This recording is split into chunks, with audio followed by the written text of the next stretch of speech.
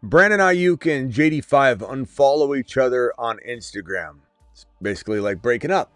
And it is causing a firestorm of controversy and just news breaking left and right. You can go to each one of their Instagram profiles or any social media account that they have and search for one another, and you won't find them. In fact, Brandon Aiyuk, it's pretty easy. He followed 5 people. JD5 was one. The Commanders he still follows. He thinks the Commanders are his team.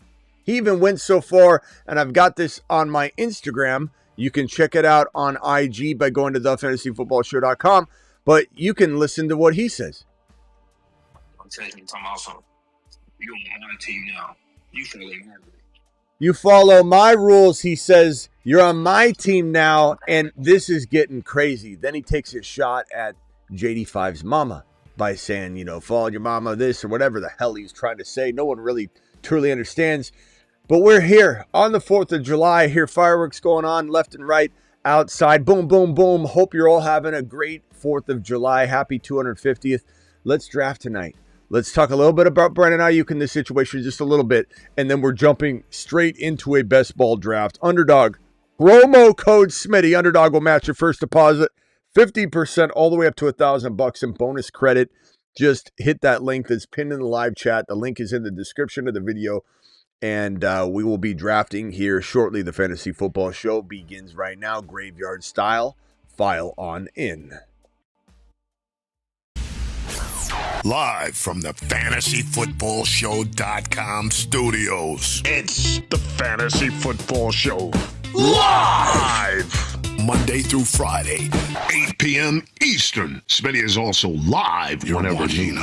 Graveyard stream. You're watching a graveyard stream, ladies and gentlemen. You're also watching a player's career unravel before your very eyes. Brandon Aiyuk is just unfortunately putting himself in a position where he's not going to get signed by anybody relatively soon. He probably needs to go through some sort of crash out completely, like hit rock bottom. He's clearly in the middle of a crash out, but hit rock bottom and then get some help and then come back with a little comeback story. Everybody loves a comeback story. I'm not saying he doesn't play again, but this is definitely on the verge of, a lot of people say, Antonio Brown. But it doesn't seem like it's as bad. Like, I know some of you think it is, but Antonio Brown was a lot worse than this. Got a lot worse than this. Is very much worse than this right now. But this is a player that is definitely on the fast track for it. It's just we have such an ability to reach people with social media that you're seeing things that AB would have totally done if he had more of a connection point with fans.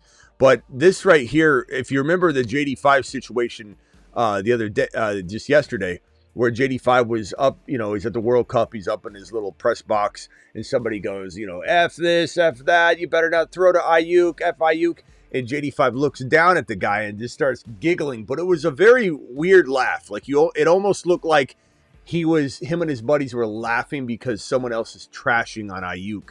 And they were like, we're just talking, like, the laugh was almost like, we were just talking about this, oh my God, he's dead. Like, that's the way it felt. But you weren't sure because you're not sure how JD5's taking all this. But then this man, Brandon Aiyuk, goes to his story post, gets to work right away like he always does. He says, the F always so funny, little expletive. Turn your savage up. Like basically saying, don't get complacent. Turn up your monster meter and we got to go to work. What are you doing letting this guy laugh at me and laugh at you when he's pretending he knows and can control and knows what's going on? But then he goes to social media, says what he says. You're on my team. You play by my rules. And then he has the audacity to say something about JD5's mama, and now they unfollow each other. And now you see right here, he does not follow, but he still follows the Commanders. He thinks that the Commanders are his team. Now, he posted this less than like 4 hours ago, maybe. And if you go to his social media, you click on his stories, nothing's there. There's never been a time you delete a story post on Instagram unless you regret posting it or it's not responding well. You're getting a lot of negativity. You don't want anybody talking about it anymore. You're embarrassed of what you posted. This man deleted all of his story posts. You don't delete your story posts ever unless they're not doing what you want them to do or getting the reaction you want or you regret doing it. So JD5 deletes all, I'm sorry, JD5. Aiyuk deletes all of his story posts that were like 3-4 hours fresh. It's not like they expired. They expire in 24 hours. So clearly he's got either someone in his ear, an agent, maybe not, or just some people in his ear. Maybe it's JD5's mom. And she's like, I'll take care of this. Brandon, this is Mrs. JD5. What in the hell you doing, son? I've had you over for supper how many times now? And maybe she's taking care of this. Maybe not. Maybe this is just an absolute disaster where this man, Brandon Aiyuk, not only won't play for the Commanders this year, but he'll play for nobody. This got crazy out of control real fast. And let me just go to Brandon Aiyuk's Instagram real quick and to see if he's done anything in the last, I don't know, anything in the last hour. Don't see. Oh, we see. Oh, they're back. His story posts are back up. Now they're back up. I don't know what in the hell he did there. They're back up. Okay. Either way, even if that was an Instagram glitch or something like that, they weren't showing. But he's got them back up. I'll even close Instagram and reopen it to see if that is just there off of like a cache of some kind. Let's pull Brandon Aiyuk real quickly, see if he left them up, and it does in fact look like those IG posts are back up. That's weird. So the first one that he posted, this one does appear to be back up 9 hours ago. He might have archived them and put them back up though, because I just checked. And I got there, like, you can't get this right here. This is what happens. The photo when you click on the stories, and it just shows this. That means all the story posts are gone. So he archived them, then brought them back to life because they were gone. They were gone. So he must have been like wavering, and he isn't sure what he's doing. 9 hours ago was this one right here where he said, what's so funny? That's so funny. And then this one right here is where he tells them it's my team, my rules, talks about his mama. And then this one right here, he challenges him and says, let's run it, 5. Let's run it. Let's see. I don't know if he's saying like, let's run, let's race, or is he saying let's run the season? Like what? I don't understand what he's even trying to accomplish here. But Brandon Aiyuk is a disaster, and it's unfolding right before our very eyes. And to be honest with you guys, I don't really know what else to tell you right now. Other than I don't think there's a chance really at all that he's playing for the Commanders in 2026, unless he goes through something and some time like occurs, like a break, and then something else happens. It's really hard to imagine that he can repair this, because I'll tell you one thing: if you're a business owner, or you're a business manager, or you're in charge of decisions that hire and fire, bring people into the organization, the most alarming thing that you heard out of everything isn't his disdain for everybody else or his aggressiveness to their franchise quarterback, Jaden Daniels, and Jaden Daniels' mama, but it was that he says, you play on my team now. You play by my rules. If you're hiring somebody, the last thing in the world you're going to do is hire somebody that says that and they're not even a part of the organization yet. Imagine going into an interview and going, these are my rules, this is my team. You're going to say, hell no, it isn't. And to me, that alone disqualified Brandon Aiyuk from being a Commander in 2026.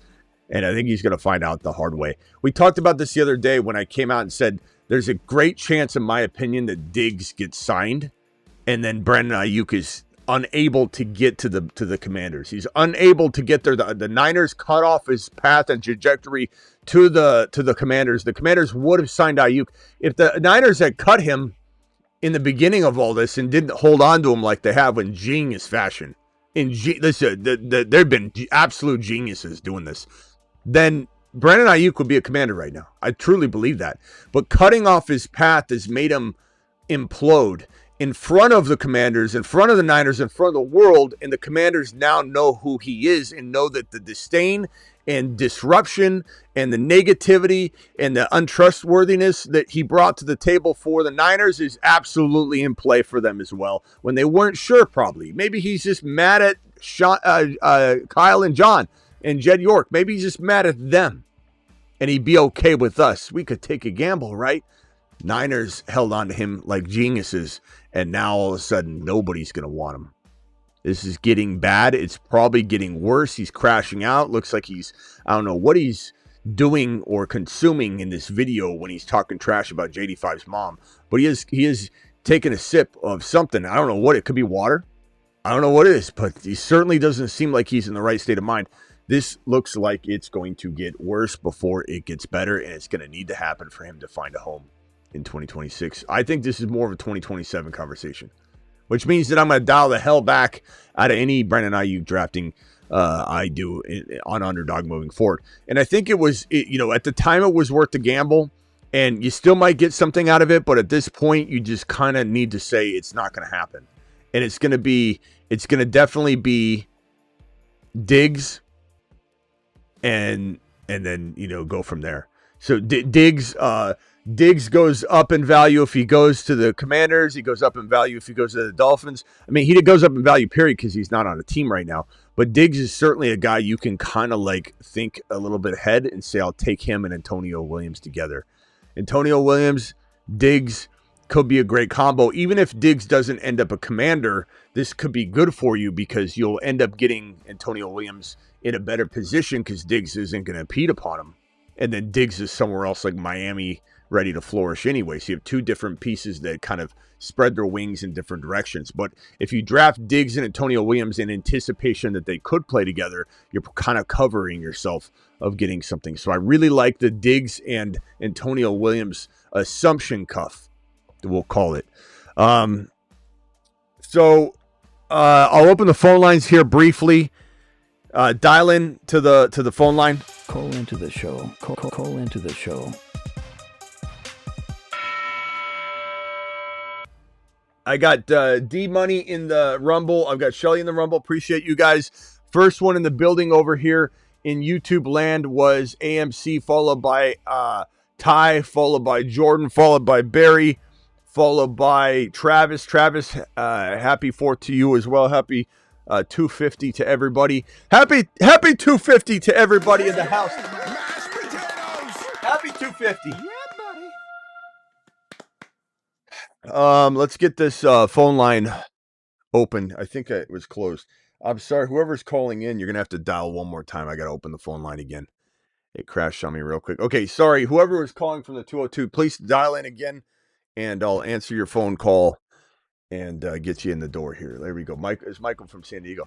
Michael from San Diego, you are live, young man. Going on, Smitty? What up? Piggybacking on the Aiyuk stuff, I think, now correct me if I'm wrong, I think he was saying in that video, not that it even matters, but I think he was saying that JD5 was saying that was his team. Because I just watched the video on your channel as well, and he made a little duck face as if JD5 was saying, hey, this is my team and he needs to listen. But maybe I'm hearing that wrong. I don't know. You're saying that he say in the video, it's my team, my rules? That's what he said. That's what So he says that. No, he says that, but he's saying it as if JD5 told him that. And that he made like a weird face after he said that, like, you're crazy. Like I said, not that it matters. I don't see how you're getting to that, to be honest. Like think about the sequence of things. Let's jump into a best ball mania. Think about the sequence of things that happen in a rows, bro. Brandon Aiyuk, a heckler said, JD5, hey, Brandon Ayuk's trash. F Brandon Aiyuk, don't throw to him. And Aiyuk JD5 chuckles and laughs very awkwardly, by the way. Laughs very awkwardly. Yeah. And then the next post is this one where Aiyuk is clearly calling him out and says, let me merge this call real quickly. Aiyuk is clearly calling him out and says, the F is always so funny, little expletive. Turn your savage up. Like, toughen up. Don't let people treat you or me like that. Toughen up. We got a war to fight, is what he's saying. Okay, so that's this very next post. Then the next one is, it's my team, my rules. And, you want to blah, blah, blah. How about talk to your mama? Lead your mama leads the way, or whatever the hell he said. Talking about JD5's mama. So I don't understand where you're getting that he's talking about this as if it's JD5's team. Explain it to me. I have no idea what you're talking about. Because I just watched the video again, right? Just to make sure I'm not crazy. He says that, here, I'll just say what he says. He says, I'm going to listen to it right now. Yeah, he says, Five's going to text me talking about this is my team now. and then he looks like he makes that weird duck face, and then he says, "Well," and that's when he says everything you just said about his mom. And So why did they unfollow each other if he was just repeating something that he said? I don't know. I'm just telling you what the video. That's the thing is you don't know though. When you said but the thing is you don't. It matters. I know, but I'm just saying the thing is you don't know, and I don't know what in the hell he even means. Like, so I don't think we can draw. I don't think we can draw. I don't think we could draw a conclusion that what you're saying is correct though, because it doesn't jive. I'm not saying you're necessarily wrong, but it does not jive with what we just saw. Yeah, nothing is jiving. That's actually correct. But I don't think we can. Hold on, I'm on the clock here in this draft. Let me draft real quickly. Hold on. Let's go with JJ at this selection. This is Best Ball Mania. It doesn't jive with the fact that he's saying what's so funny, like you need to toughen up, is essentially what his story post said. And the next one was him saying what he said, bringing up JD5's mom, and then they unfollow each other.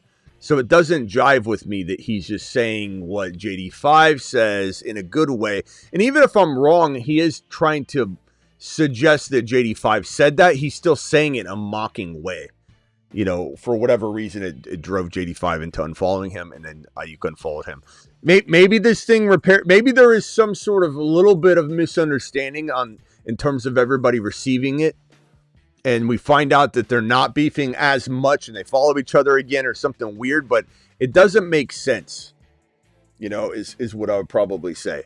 All right. Considering the current cycle of branding Aiyuk, I don't think that's going to be repaired, to be honest.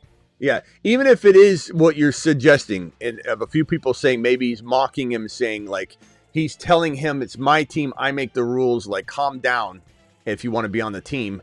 And then he's making fun of him, beefing with him about it. I don't know. It's possible that's how it was going. It's possible. But either way, it's like the same result. Let me see if I'm taking Achan, Chase Brown, AJB. I think I'm going to go Achan here. I love Achan and JJ. I draft that a lot from this draft slot. All right, hold on one second. Michael, don't go anywhere. I'll be right back with you. Yep. 813, you're live real quickly. What can I do for you, 813?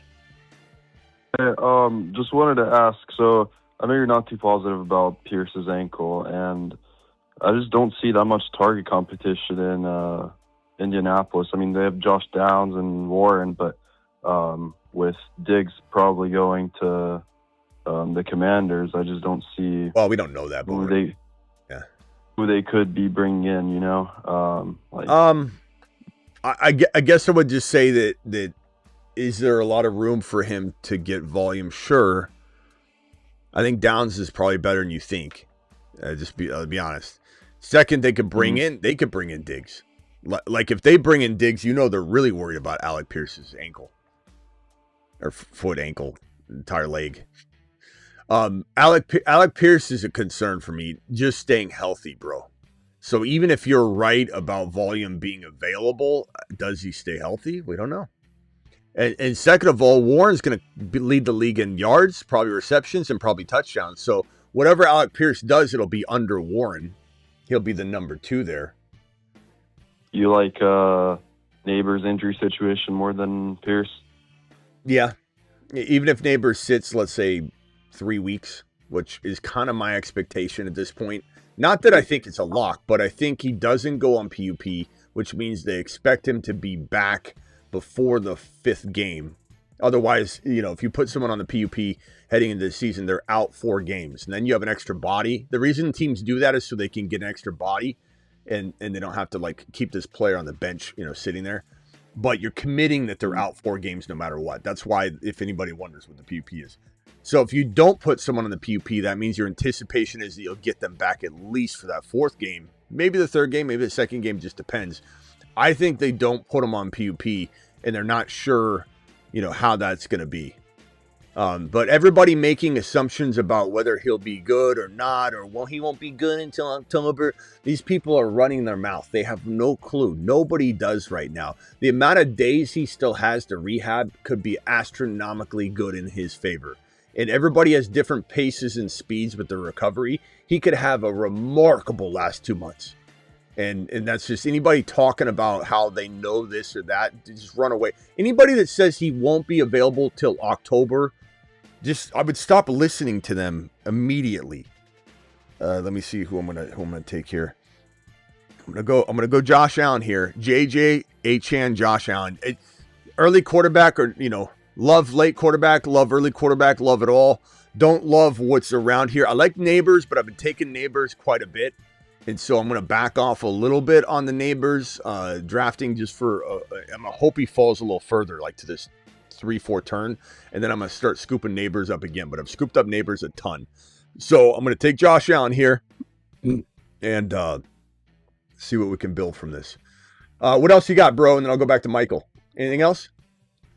No, that was about it. I'll call another time. Yeah, call back if you got another one. I'm here for a while. All right, later, bro. All right, thank you. Michael, you got anything else? What are you thinking? Either way, what happens here, regardless of the way you see it or the way. Yeah, I'm thinking Diggs is pretty much locked in as a commander at this point. I mean, there's mutual interest there, and he's not off the hinges near as much as Aiyuk. I guess my question with him is, how much does he still have left in the tank? I mean, he had a pretty nice season with Drake May. I think he'd be able to at least replicate, close to 1,000 yards. I know they still have Terry over there as well, but I don't know. What do you think in terms of JD5? If he has Diggs with Terry, is that enough for him to produce high-end numbers? I don't know. What are you thinking? Yeah, I think for me, I'm going to go Lad here. I don't know. I think Diggs will be sufficient. He'll be very decent. I don't think Diggs is going to be anything spectacular. I think what Diggs ends up bringing to the table is that ability to have a big game when they need it. He'll probably be inconsistent. He'll probably be a high risk for injury. But I think there's going to be like some decent, consistent mediocrity and then those spikes of big games. So like something along the lines of like a 900-yard season. You're not going to get 1,400 yards, 1,200 yards out of Diggs. So I think he's a great addition, but he's going to be an accessory and accoutrement to the offense, not the lead wide receiver, which McLaurin will clearly be the number one. Now, does McLaurin take a dip and dive, take a dive? Does he get injured? Does Antonio Williams start looking like the number one by the end of the year? Does McLaurin blow the expectations out of the water all season long? Certainly capable of it. Like, I still really like McLaurin.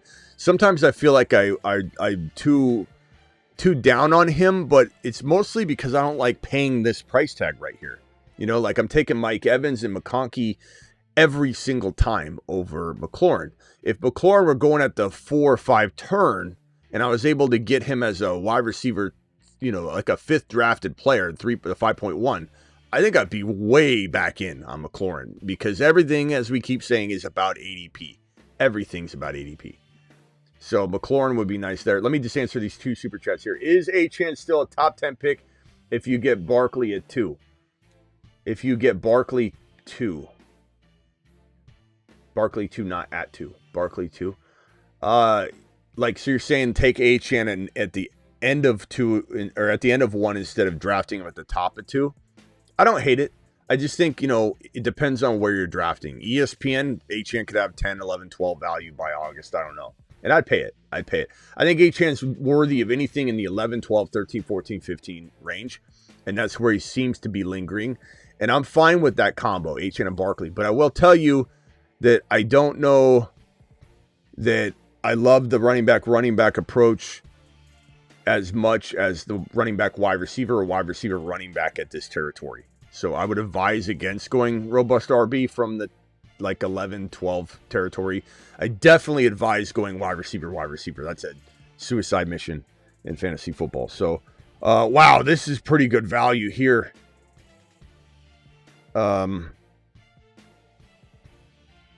think I'll take Adams. So I'll take McConkey, Adams, JJ, Achane, Josh Allen.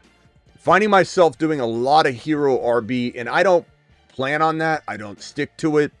I don't say I'm doing it and then just try and deploy it. Your sub strategy, hero RB, zero RB, robust RB, zero wide receiver, all those strategies should be you realize you're doing them after you're doing them. I think it's stupidity to say, I'm going to go hero RB. I'm going to go, you can plan for everything, draft and practice. And sometimes the $3 drafts are practice, right? You can force something in a $3 draft, but in general, you should be, once you feel versed in all the strategies and you've thrown a couple $3 drafts down the drain to try something, which I'm fine with that. Then you should have an overall understanding of how to do all these sub strategies and then just go draft. It's really that simple. Draft the best player every time you're on the clock, best player available, BPA. It's not drafting the highest ranked player. You can reach in this best player available world. You don't have to draft off the ADP. You manipulate the ADP. Man, I could go bully QB here if I wanted and go Drake May and Josh Allen. Should I do that? Michael from San Diego, bully QB? Yeah. Let's try it. Yeah, I would do it with Joe Burrow, though. I'm a Joe Burrow. Let's try it. So Josh Allen and Drake May, bully QB. I'm plenty good at wide receiver. Let's just see what we can do with this. I definitely deploy a couple bully QBs. We had one guy calling the other day that said he won $5,000. He appreciated my bully QB strategy and the way I talked him through doing one of them. That was awesome to hear. All right, let's see. Olson, appreciate you with the super chat. This one from Jaime. Jaime says, happy 4th, happy 250th. My minor league team got rained out, but they still gave away tons of shirts, bobbleheads, and did their fireworks show. Always amazing. Boomers. Thank you, Jaime. Appreciate you very much for dropping the super chat, young man. You are the man, the myth, the legend. And the last super chat on my docket, at least, is this one from Ty. Ty says, had my first draft of the year today, got the 1.1, got Gibbs, Rice, Pickens, Adams, Hendy, Harvey, Mahomes. Sleeper ADP is a lot different than underdog. It can be. It also depends on what your commissioner sets it to, bro. Because you could set it to PPR, half PPR, non-PPR, dynasty, not redraft. Sometimes commissioners are so corrupt that in dynasty leagues, they'll set it to redraft ADP because they know the ADP and they don't want the ADP to be suggesting some of the younger names like the Jeremiah Love's too high. It's a corrupt world. You got to watch out who's commissioning your league and get into the right league. But yeah, the ADPs are a little different. It just depends. I mean, Gibbs, Rice, Pickens, Adams, Hendy is fantastic. Hopefully you got Coleman. You got to draft Coleman with Harvey. If you do, it's gold. What else you got, Michael? Anybody else wants to dial in? Dial in. Yeah, looking at the board right now, I mean, I know we've talked about it, but I think Joe Burrow is a pretty big value. I mean, I just saw Dak Prescott go in front of him. That's interesting to me. Yeah, Burrow's still available. Obviously. That's crazy. You think obviously you do because you took Drake May. You think Drake May's going to have that much better of a season than Joe Burrow this year? I don't know if I'd say it quite like that, but I will say that I think that it's going to be significant enough that it'll probably be, to me anyway, it'll be worth the extra round or so that you might have to pay. They tend to go in the same round, just maybe spaced out a little bit, but I do think the ability for Drake May to throw exactly the same number of yards and touchdowns as Burrow, but then have the additional 500, 600 rushing yards with 5-6 touchdown capability, it goes a long way, bro. So it isn't that I think they're gonna throw much different from one another. And Burrow could have a 45 touchdown season, but Drake May could have a 35, 40 touchdown season and then that extra rushing. On the clock here, DK Metcalf is there. Your boy Tucker Kraft, RJ Harvey. I think I'll probably go. Damn, I kind of want to go. You know what I'm going to do here? I'm going to go DK. And the reason I did that is I love RJ Harvey. I've been drafting a ton of RJ Harvey, but I'm always torn between Harvey and Manungai anyway. And the difference between this is if I go Harvey here, I don't get DK. If I go DK here, who is floating really high up on the suggested rank, I still may get Harvey. And if I did, I still might take Manungai. But this right here, DK Metcalf, gives me such a solid. Like I went bully QB, and I'm still getting DK Metcalf and Adams as my wide receiver 3 and 4. That's crazy. And I don't mind continuing the hero RB, which is what we train. We train for this. We train for it. Dowdle, I might still get Harvey. Harvey's the second ranked player up, and I don't know if I'll take him. I might take Manungai. because I don't have to worry about cuffing. And I still might grab Jonah Coleman, but I can grab Jonah Coleman at my leisure instead of trying to like race to get him and make sure I get him and take him a little bit early. That's what I kind of like about Monangai. So yeah, Harvey still fell. Harvey or Monangai? Monangai or Harvey? I like Corum too, but Monangai.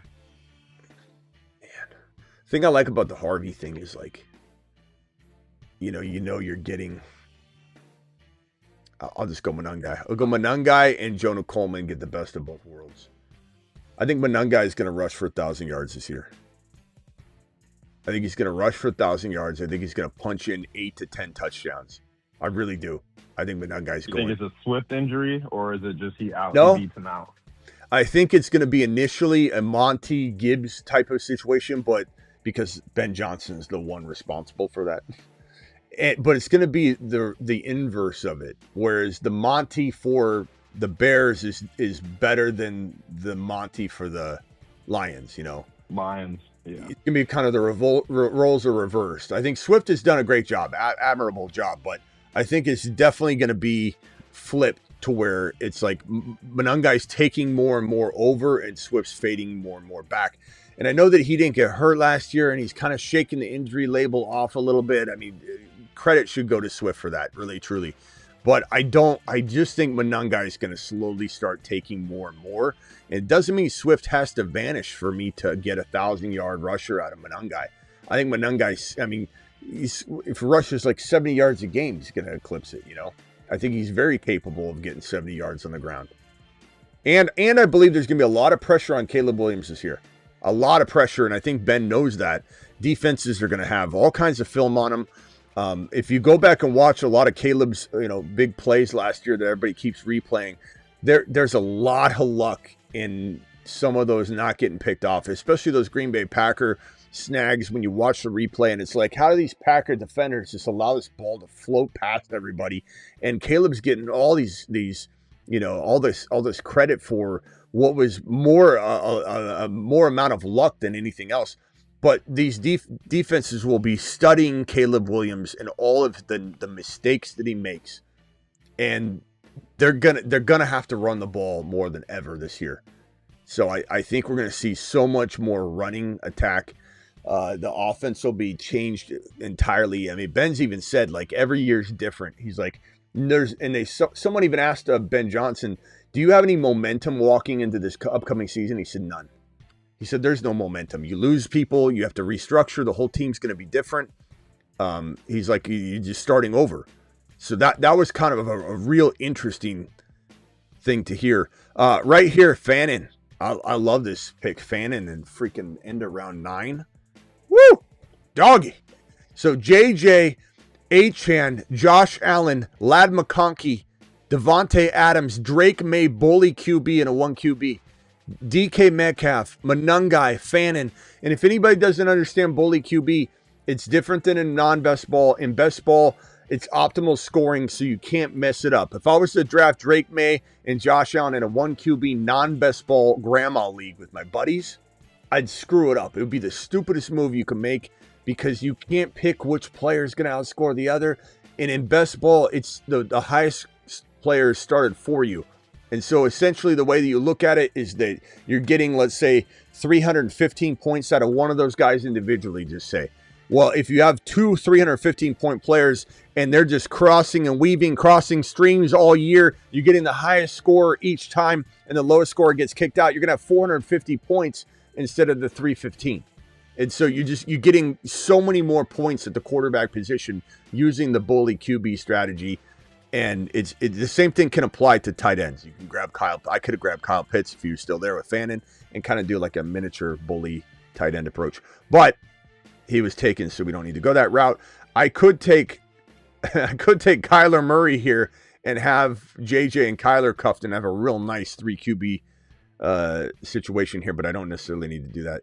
Stafford, I could take Stafford as well. Stafford was there he goes. Stafford was, such a baller last year. Kind of crazy how people disrespect Stafford, man. He deserves so much more credit than he's given. This is tough. I don't even like these picks right here. I'll be honest. I'm gonna grab Kyler here. I'm gonna do a triple QB. call me crazy all you want, but I just don't like anybody that's around here. Dobbs, Casey Concepcion, I like a little bit. Ja'Cory Krosky, Merritt, Kelsey, Wandell, I kind of like though, but I feel really good at tight end or at wide receiver. Matthew Golden, Jaden Higgins, Tyler Shuck. None of these guys I'm worried about losing. So that's why I'm kind of like, instead of reaching for a player that I'm going to grab anyway at 129, I'm just going to take a stack. I'm going to take another potential QB score. I don't have to touch QB the rest of the draft. I always draft 3 QBs anyway, and I've got such high quarterback scoring potential. This triple bully strategy probably gets me, I don't know, Michael, if you had to guess, instead of getting me one of these guys, let's say projects for 330. Let's say Josh Allen projects for 330 points. Drake Mace projects for 325, let's say. And Kyler's like 300 or 295 or whatever it is. What do you think that this will get me at the end of the year? 400? 450? Like if you had to take a random guess at the bully strategy instead of getting 350. For 2? For all three. For all 3 of these guys. What do you think I end up getting out of my quarterback? My 17 games total. 17, okay. 400? 450? I could see it with Drake May and Josh Allen alone. And then you get some sprinkles of Kyler Murray spike weeks when he goes crazy. I could see that. I could see a little over 400. Yeah, I wish what I need to do is go back and research it and see what it did, because sometimes I don't. I'll be honest, I had a couple bully QB teams, I think, get through, like one round, but then I didn't have any in the finals. But I don't necessarily think that was like a knock on the approach, because I had a lot of Burrow, if I remember correctly, in a lot of my bully QB strategies, and he got injured. So I don't think we can fully judge the bully QB approach as if it failed. Coleman's available there. I was going to ask you, who do you like at running back this late? Yeah, this is tough. Because I'm a Keaton Mitchell guy in this range, getting there. I feel like he's going to be he just went. That sucks. Yeah, he just went. So I'm gonna grab Coleman here early. This is 130. And I was telling Hammer asked me where the earliest I would draft Coleman, and it's around 130. It's around like 127 to 135. Just because you don't know when someone. Yeah, I would have taken Mitchell and then Coleman, but I won't lie. Like having Harvey and Coleman would feel really nice here. But I might have the best of both worlds at the end of the day here. If Coleman takes over, Monungai's the player I think he can be. And then next up there's Chris Rodriguez, Tracy, Woody Marks, Pacheco, Spears, Charbonnet, Tyler Algier, Bigsby's interesting. I don't know that I love any of this right here. I think I could just kick the can on running back a little bit. At wide receiver, Travis Hunter. Not a lot here. Tight end, Dallas Goedert, Okonkwo. I think I'm going to go Okonkwo and swing big there. All right, hold on 1 second. Let me merge this call. 1 second, bro. Caller, you are live. What is your name and where are you calling from? Yeah, this is Sebastian from San Diego. What's up, Sebastian? What can I do for you? What's up? Yeah, I'm in just a standard PPR, 2 receivers, 2 running backs. I got GT at the 110. He fell a little bit. I was just trying to see what I could realistically trade him away for. I don't really like GT. But I got Allen and you're saying Genty, right? Not JT. Genty. Yeah, Ashton Genty on the Raiders. Okay. Yeah. Why don't you like him? I just didn't. Huh? Why don't you like him? He didn't come out of the SEC. He got drafted 6 overall. I don't love the situation, and I just don't really see. If I had 2023 Gibbs and 2025 G&T, I'm taking 2023 Gibbs, not having played a snap in the NFL because of the situation and his background. I've never liked G&T, but he fell. Why'd you take him? So if you don't like him, why'd you take him? Like that would be my first question is like, why would you ever draft a player you don't like? You can't do that. First of all, I think you're wrong. But why in the hell would you, like, I'm not drafting a player just because they're there and the ADP suggests it. Like, you have a ton of other options, bro. I mean, I figured I can trade him since, I mean, he still is first round capital. But why not draft? That's not an excuse. Why not draft a player that you're going to end up trying to trade him for anyway? Like, that doesn't make any sense. You draft a player to trade him? I've never drafted a player to trade him. Unless I'm getting like some sort of like QB drops and a non-best ball, and I'm like, I could trade this guy. Like, that would make sense, but like taking your first round pick to trade them, I don't understand why you would even draft him if you don't like him. I mean, I didn't really like what was available at the 2-3 turn. I drafted Nico Collins round 2. No one really stood up to me at that turn, so I figured, hey, he probably had the most trade value out of everyone. Well, I mean, since I'll tell you this, bro. I'll tell you this. I think Genty, he has a tough schedule. That's the negative. That's the only negative thing there is. And I don't even think that matters because he's so diverse. But coming out of last year's disaster, which is not even the same at all. Like, not even, it's almost like you're leaving a trailer and you're going into a mansion. That's the difference in this team versus last year's team. The difference between this year's coaching and last year's coaching. The difference between this year's offensive line and last year's offensive line. The difference of having no Brock Bowers and now having Brock Bowers. The difference in not having to rely on Geno Smith without Brock Bowers and a bad offensive line versus now a Cousins, but probably eventually Fernando Mendoza, which is better. And Brock Bowers, good offensive line, good coaching. Like, they're not even... To even use, I don't like his situation, like even remotely close to last year, it makes no sense to me at all. I'm going to take, Michael, you like Pacheco, Algier, or Bigsby? I kind of like Bigsby here, but I don't know. I like Bigsby there as well. Let's go Bigsby. Yeah. So anyway, I disagree with you 100%. I think Genty's going to crush this year. Going to crush. He's my third ranked running back overall. But... I was going to add to that real quick, Smitty. I think a safe bet for Genty receiving. I think he's going to lead all running backs in receiving yards if that wide receiver room stays the same. It's going to be amazing, bro. I mean, who else are they throwing the ball to outside of Bowers right now? And I mean, you got Naylor there, but I could see Genty having 1,000 receiving yards. I think Genty's going to make this guy very, very depressed that he traded him. But let's say you want to trade him. Look, I'm here to serve. Let me cook up a couple ideas. I look at, if you need a running back, you're probably gonna have to go in the direction of a doubted Achane. His situation, Hampton. I don't know if you're gonna have to pay a little bit more to potentially do that now, but we'll see. Maybe you could swap it straight up. I mean, essentially, you're just gonna have to go to players you should have just drafted anyway, bro.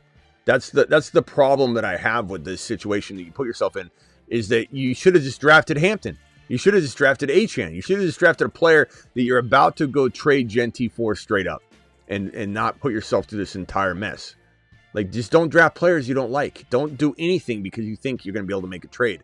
There's really no way to go upward and trade for somebody that's higher unless you're giving up another piece of your team, which you could do. Is it a dynasty or a redraft? I forget what you said. It's a redraft. What pieces do you have to throw into a trade? I was going to ask, what about Jeremiah Love? Do you think I can charge anything to trade for him? I mean, you should be able to get Jeremiah Love and something, bro. Jeremiah Love's got a late, like, this is, again, what I'm saying is, like, Jeremiah Love's got almost a third round ADP, bro. Yeah, because I'm like 1 for 1. I don't have Jeremiah Love. Obviously, you take the value there too. Why do you like Jeremiah Love's situation, but you don't like Genty's when they're both living in a very similar like situation? The only difference is that there's a lot more. There's a lot more.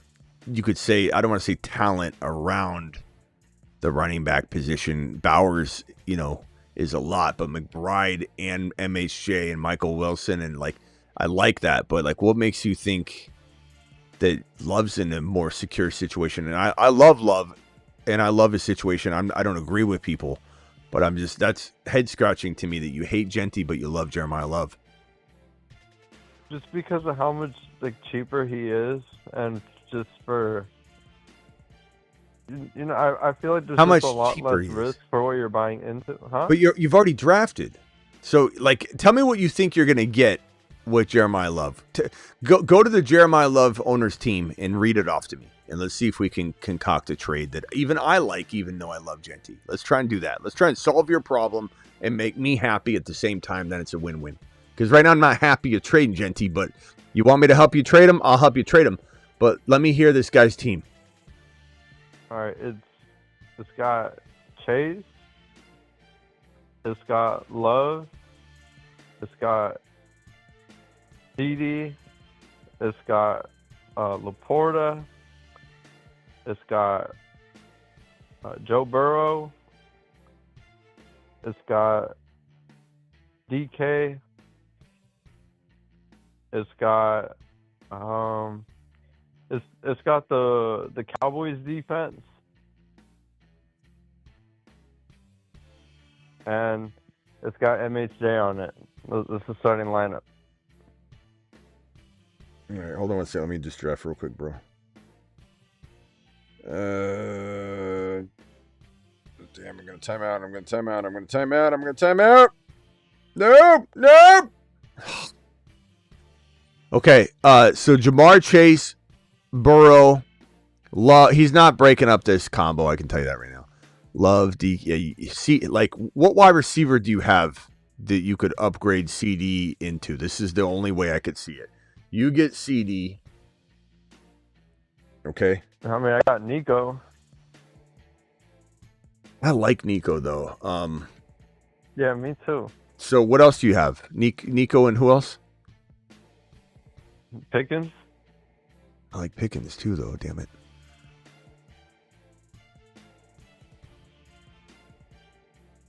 What else do you have? Pickens. Who's your third receiver? My third receiver, I got T. Higgins. Okay. I mean, that's what I'm trying. I mean, look, it is what it is. Genty and Higgins for CD and Love. I mean, that's the only, and I don't even know that everyone's going to smash that, number one, but that's the only thing you can consider. So, I mean, yeah, I'll send it up. chat, vote on this one. Hold on. Let's see what the chat thinks.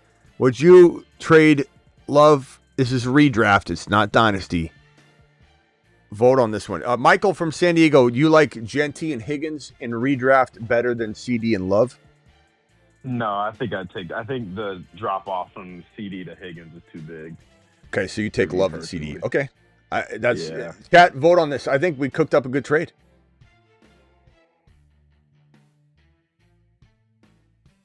I mean, if you think about it this way, CD Lamb and Genty have near similar ADPs. You'd even say CD's higher. Yeah. And then Love goes ahead of Higgins, so you're winning this trade. So I would do that trade, bro. All right, got to go. Next time, don't draft players you don't like, though. Otherwise, you're just running yourself in circles, bro. It doesn't make any sense at all. Thank you very much. Yeah, and also don't ever draft positions like, oh, I need a receiver here. I'll just take a receiver. Damn it, I don't like them. Draft players, not positions. Not saying take backups before starters, but you know what I mean. All right, appreciate you, bro. Later. We are close to, let me see what my team is. I kind of lost track of what I'm doing. Josh Allen, Drake May, Kyler Murray. Love it. Achan, Monungai, Coleman, Tank Bigsby. Little light, but still interesting. JJ, Ladd, Devontae, DK, Travis Hunter, Antonio Williams.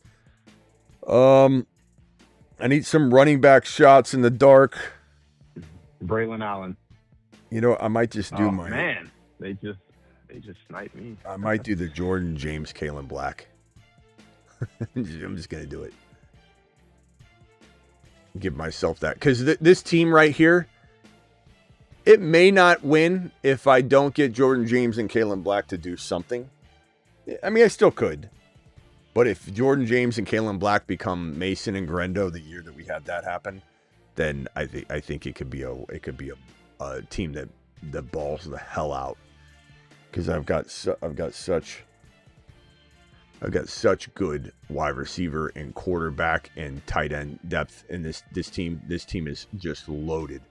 JJ, Achan, Josh Allen, McConkey, Adams, May, DK. Manungai is kind of all riding on Manungai. Fannin, Kyler, Coleman, Okonkwo, Hunter, Tank Bigsby. And Bigsby could save the day too. Coleman could save the day too. I'm not saying that they can't, but if I get Kalen Black and Jordan James to start like 6 games, this team is going to wreak havoc with JJ, McConkey, Adams, DK, Allen, Drake May, Fannin, and Okonkwo. It's just gonna just be insane. Per usual, any $50 super chat, we'll draft another one. Don't mind forcing that. And then soon we'll be opening up the extender zone too.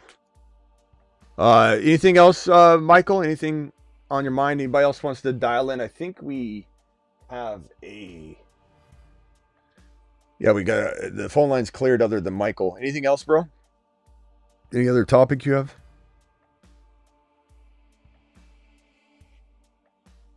Michael? Hello? Oh, sorry, I was muted. No, other than Genty, I did want to bring that up, and he kind of led me into it. I do think he's going to have a monster year receiving because of that schedule. Like Bijan had a couple games like that last year where he got stuffed on the ground and then had over 100 yards receiving, and then his day was saved in fantasy. I think Genty's going to have a lot of those games this year. Yeah, well. And if I go to my thefantasyfootballshow.com and I click on Ashton Genty, let me go to the RB. Let me go to his player page. And on his player page, I'll screenshot that. If anybody hasn't checked out thefantasyfootballshow.com yet, Michael, are you on thefantasyfootballshow.com? You can be honest. I checked it. Yeah, I have. Okay, so you have it though. Do you have 2026 membership caught up and everything? You can be honest. Okay. I will get it. No, I don't. But I'll get it. Oh, you don't. Okay. Well, I need it for redraft. If you haven't, then you don't. You haven't checked it out because it's completely redone. Okay, let me look at it right now. Look on my screen right now. This is Genty. Every player has a player page. I've got advanced metrics data. I got cross position trade chart analysis, trade calculator, loaded and ready to go. Projections for week 1, video links to every video that I do on Genty, articles and an outlook, or sometimes there's 2 and 3 outlooks. I've got the redraft ranking. I've got the ADP. I've got his age up here. You can click on that and it goes to the age data for running backs. This is just the player pages, bro. Like, this is just one small little piece of what the site now has. The site has been completely revamped. The heat map, alone is worth it. The ADP board alone is worth it. The ADP that I keep showing all the time, which is right here. This is the ADP board.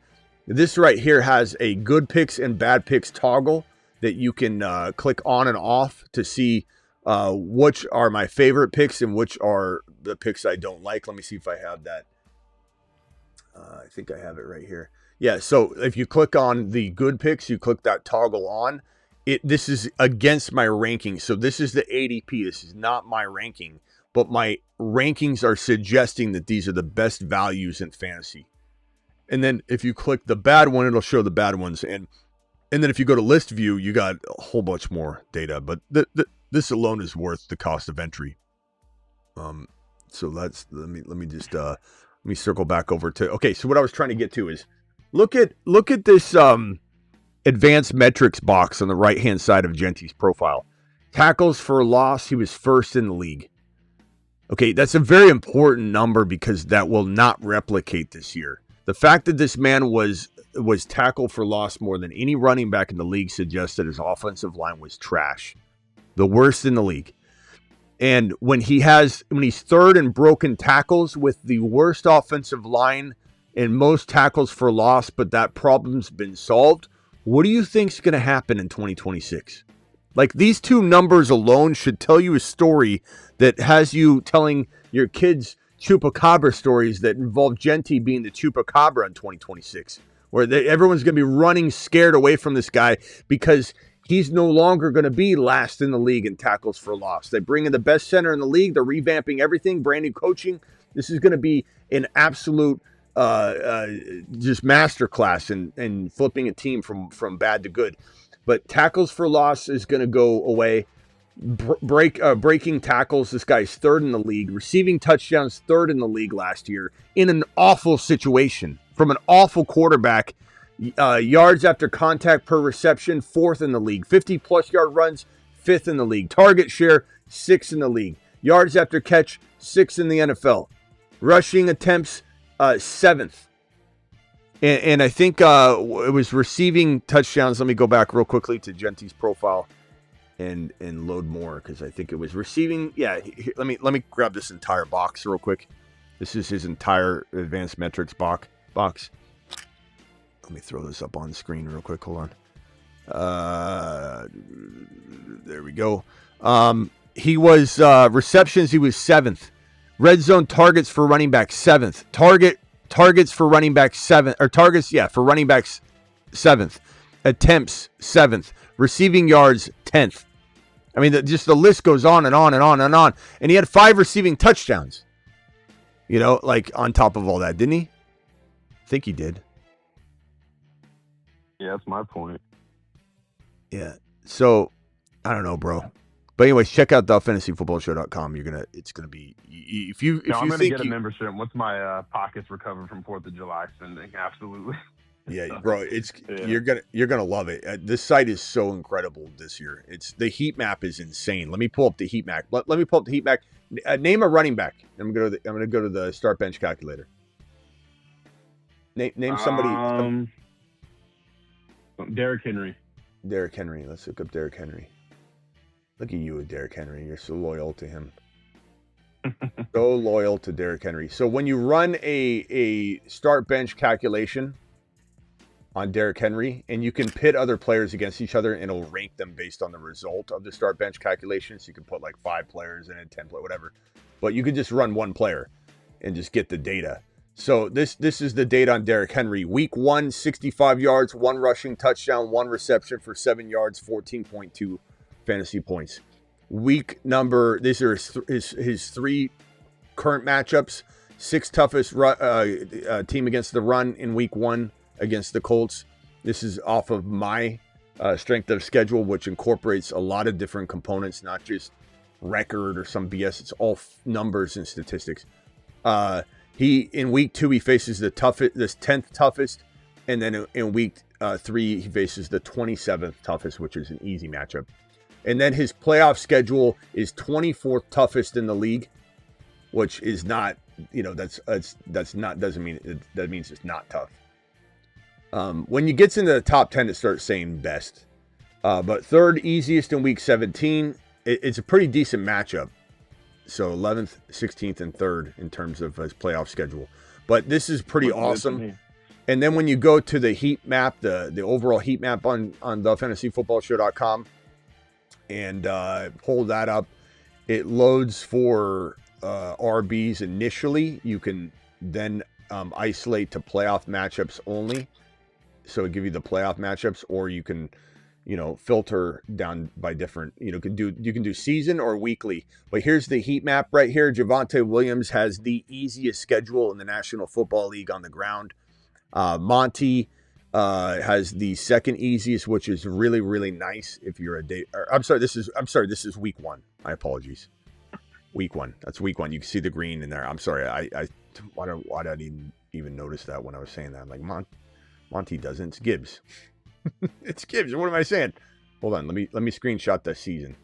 That's the week 1 data. So it's organized by week 1. Let me get the season. Hold on. My bad. I'm like, what in the hell am I reading? That's not it. Not sure. I was gonna ask you during the season, how is it gonna change update wise? Every week it gets updated and it starts scaling. So essentially, essentially week 1 has a 5 to 10% weight on what it comes in with, and then once week 1 and week 2 are added to it, it has a heavier percentage, and then until you get to about week 6.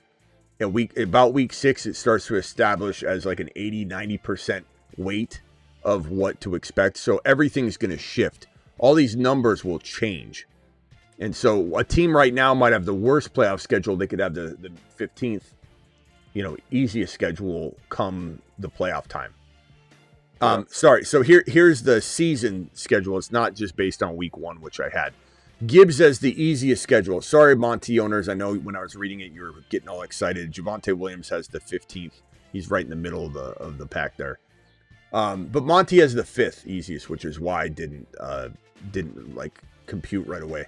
Because I'm like, he does have a pretty decent schedule, but I don't believe Monty's gonna tear it up. But Gibbs has the easiest schedule in the National Football League for running backs, which is why we love him so much. He's got one red matchup against the New England Patriots, who might not even be a red matchup because they had such an easy schedule last year. Not saying that they should be discredited at all for that or discounted, but I think they could be like orange more so than red, just because it was an easy schedule. Teams were, playing differently than I think they. I think it's just it manipulated a little bit, but I didn't take it away. It is what it is. The numbers are the numbers. So they only have one red matchup, period. And not to mention that Gibbs is a force catching the football. It doesn't even matter. There's also a button right here that says rushing plus receiving. When you click on that, it adds a 30% weight for the passing schedule and adds it to the running back's strength of schedule. But ironically, Gibbs goes from 1 to like 3 or 4 when you include that. So he's actually the number 1 against the run, but when you add in the receiving 30% weight, it goes to like 3 or 4. But this is the strength of schedule on the season.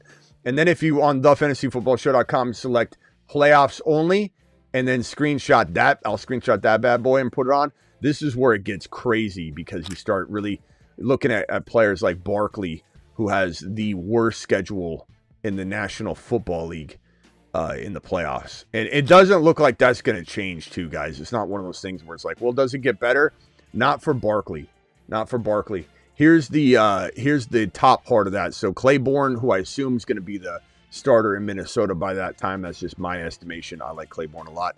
But Minnesota's got the best rushing schedule in the playoffs with 2 green matchups. I think they're the only team that faces 2 green easy matchups, which are inside the top 10 matchups. Gibbs has the second easiest playoff schedule. Gibbs is going to destroy. This is why Gibbs is like LaDainian Tomlinson or Marshall Faulk this year. It's a cheat code. Owning Jahmyr Gibbs is a cheat code. It's going to give you 20 plus or probably 20 plus touchdowns this year. It's going to be that kind of year for Jahmyr Gibbs. Kyle Monangai, 3rd easiest playoff schedule. JT, 4th easiest playoff schedule. Cam Scattaboo, 5th easiest playoff schedule. Achane, 6th easiest playoff schedule. Facial Tootin, 7th easiest. Derrick Henry, 9th easiest. Jeremiah Love, 10th easiest. So it opens up for Jeremiah Love. He's got a tough schedule. Look at this. This is the kind of stuff you get at thefantasyfootballshow.com. It's just bro, that's scratching the surface. Do you know that you can do a draft simulation that has variance in it so that every draft is different based on an equate? Like, so basically, Jahmyr Gibbs and Bijan have a certain algorithm that allows that to vary like by a 10 to 15% amount. And then as you get further into the draft, the percentages of likelihood that players get drafted in different places each draft starts to grow. And you can enter keepers. You can do a keeper draft. You can enter keepers into draft slots. You can remove keepers from the draft pool and run a dynasty superflex, a superflex redraft, rookie draft, anything you want on the simulator. And then there's trade calculator galore information. So check it out. Hold on one second, Mike, and then we're going to probably kick off the extender zone here. And if anybody wants the show to continue, you can change the topic just by dropping a $20 extender. Phone line's open, too, if anybody wants to be on the phone for the last 10 minutes or assuming the show gets extended. Sometimes it gets crazy when it gets extended, and it's fun to be on the phone line. 4 teams, 8 keepers, 2 flexes, 4 bench, 2 IR. Hurts, I don't see Superflex. Okay, Hurts, Kyron, Tootin, Puka, Adams, QJ, Downs, Warren. Any advice for this league? 4 bench spots. I can go no keeper and take Genty at 1.10.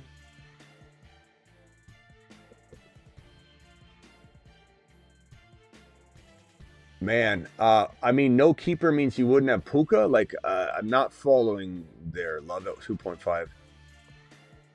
I can go no keeper and take Genty at 10. I mean, I like Puka. But yeah, I guess, man, what do you think? I think looking at this team, I love it. I mean, I love parts of it, but I think Genty and Love is a pretty damn good start. But who would your receivers be? I'm not following on if you just throw the whole team away, you think you're getting Genty and Love. That's a good start. The problem with this team is I'm looking at it. You got a first rounder in Puka. Who's your second rounder? You don't really have one. But by throwing the team back, are you sure you're going to be able to assemble a better team? Sometimes you can't. So I don't know. If you tell me you can get a second rounder like Love, then you can get a third round wide receiver. You know, you're able to get like a Buka and Evans and players like that to assemble as a wide receiver room. I think maybe you could build a better team by the way you're describing it, but you definitely feel like you don't have a second rounder. Adams is like a fourth rounder. Kyron's like, to me, I know he's going in 3, but I feel like he's more of a 4. Tootin's a 4 or 5, but I think he plays like a third rounder. But so I think your team definitely lacks some, some of that middle second and third round territory value. Calvin, I don't know if you can drop another message or so to kind of like elaborate on that, but if I have that right, I think I would maybe kick it all back in, and if you think you can draft that better team. All right, super chats, $20 extenders will extend the show an additional 5 minutes for every $20 super chat. Let me put this up on the board. Anything else, my boy? I guess I'll ruin the surprise. I was about to put in a $20 super chat, so I did want to change the topic a little bit. Okay, yeah.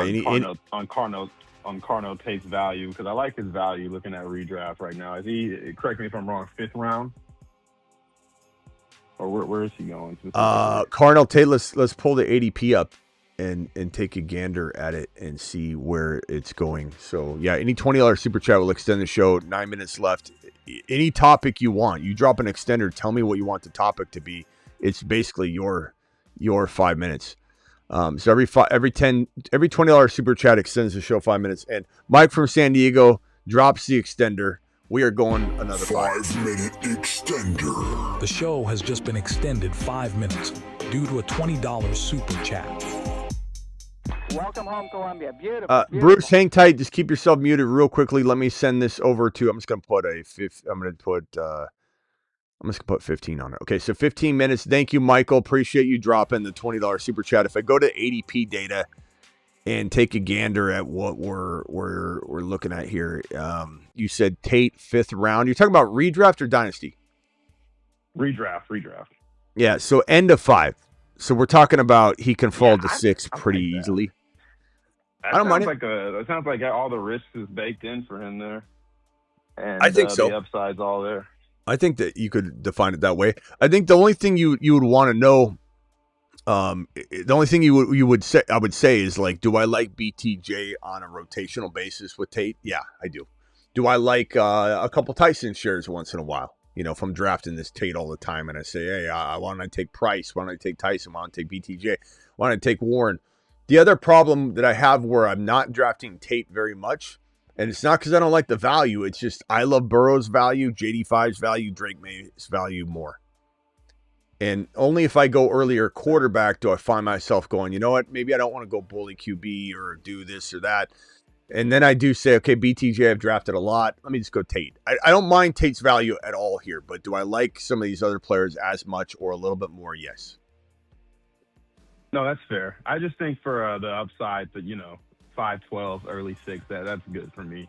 And I kind of wanted to segue into what I think was going to be a complete turnaround as well from worst to first in terms of the Titans.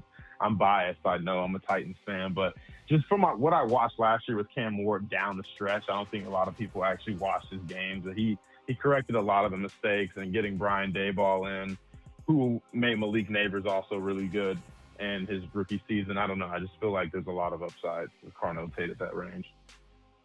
Yeah, I hear you. I don't. Excellent. Reset this timer needs to be at 13. I don't disagree with you. I think you got a lot of value there. I think Carnell Tate has a chance. I mean, really, you think about like any receiver like Carnell Tate that goes in and there's just nothing but volume. He's the number one there. There's no one else. They're going to be throwing from behind a lot. I think they will turn things around quite a bit. I do agree with you. I think Dable is going to make this thing look pretty good. But I think they'll be a little ways off. You know, they won't make the playoffs. They could make a push, but, you know, they could be an exciting team that's in the mix for that last third wild card spot, but won't get it. Or maybe they're in the mix for the division win, which you might laugh at right now, but you don't know how injuries can set that up pretty wildly. It happens all the time. So you take a look at this division and you say, like, really, it's not the kind of division that, you know, it's that hard to imagine. Like if the Jaguars, something happened, you know, I'm not knock on wood, I don't even want to say it, but injury to somebody happens. The Titans, the Colts are not some lock. They're exciting too, but you could walk into the playoffs as the division winner. That's probably your best chance. I don't think you're grabbing a wild card spot, but that could happen. That certainly could happen. So the division win thing. But I do think Tate's in a real good spot to just get tons and tons and tons of volume. And even if he makes mistakes early on, why do I have Burrow on here? Sorry, I should put in Tate's mug here. Even if he makes mistakes early on, think of Christian Watson with Aaron Rodgers and how that went. It was like Aaron Rodgers was yelling at him constantly. And he was learning and he's making mistakes. And by the end of the season, if anybody remembers, Aaron Rodgers and Christian Watson were on the same page, and there was one play where Christian Watson went the wrong direction because they know each other so well, and Rodgers threw it the other way, and they were laughing about it. They're like, "We'll get that 9 times out of 10." That was all. Like they were so on the same page. I think that's the way Tate and Ward will be by the end of the year, where it's like we see some mistakes, Tate's learning, he's getting thrown to the fire, and he's going to deliver at the end of the day. And so, like, these Ohio State guys, man, they normally come in ready to go in terms of processing information as well. We've seen it time and time again. So I could see him getting hitting the ground running pretty quick. I definitely could see him being, I could say like 1,100 yards even as a rookie, and probably won't be 10 touchdowns. Yeah, it probably won't be 10 touchdowns or anything, but it's not like we're expecting him to be a top 5 wide receiver as a rookie. I think you're going to get like 6 or 7 touchdowns, 80 receptions, 1090 maybe. You know, like a really good year and potential for more because the volume's so crazy. Like, could he have 1,200 yards at the end of the year? He certainly could. He certainly could. Joseph dropping a $20 extender like the monster that he is. 5-minute extender. The show has just been extended 5 minutes due to a $20 super chat.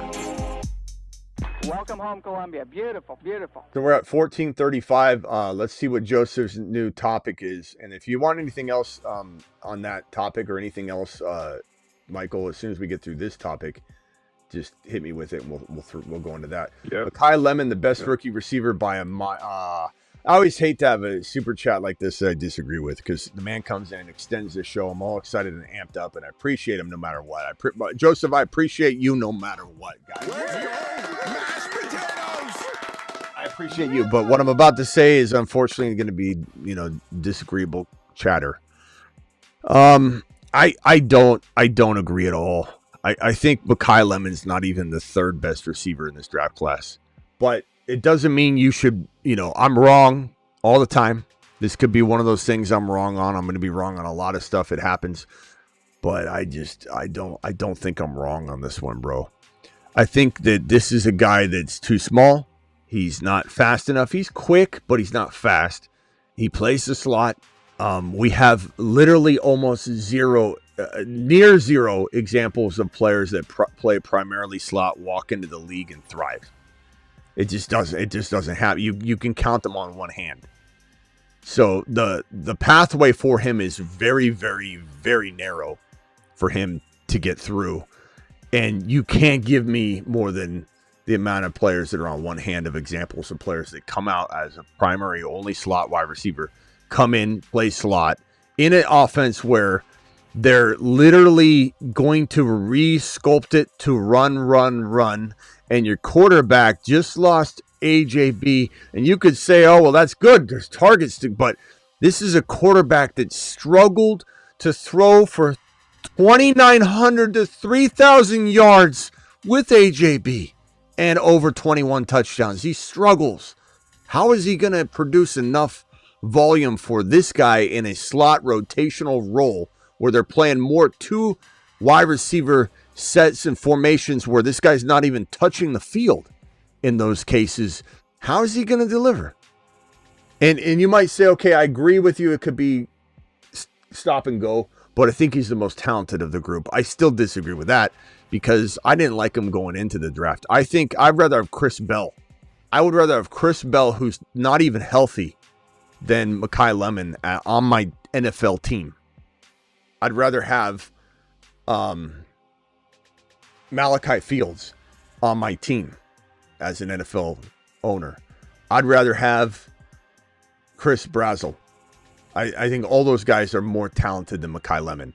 Now, could Mekhi Lemon, fall into a decent, situation if something happens, they move him and he plays outside more and he develops, maybe, but he's too small. He's too small for that. He would do well in an offense that has a potential for a slot wide receiver, like the Rams. If the Rams would have taken Mekhi Lemon, this would have been one of those things where it's like Caleb Williams with Ben Johnson. It's a safety net for Caleb that is going to make Caleb play way better than he is. And Caleb got saved. If Ben Johnson didn't go to the Bears 2 years ago, last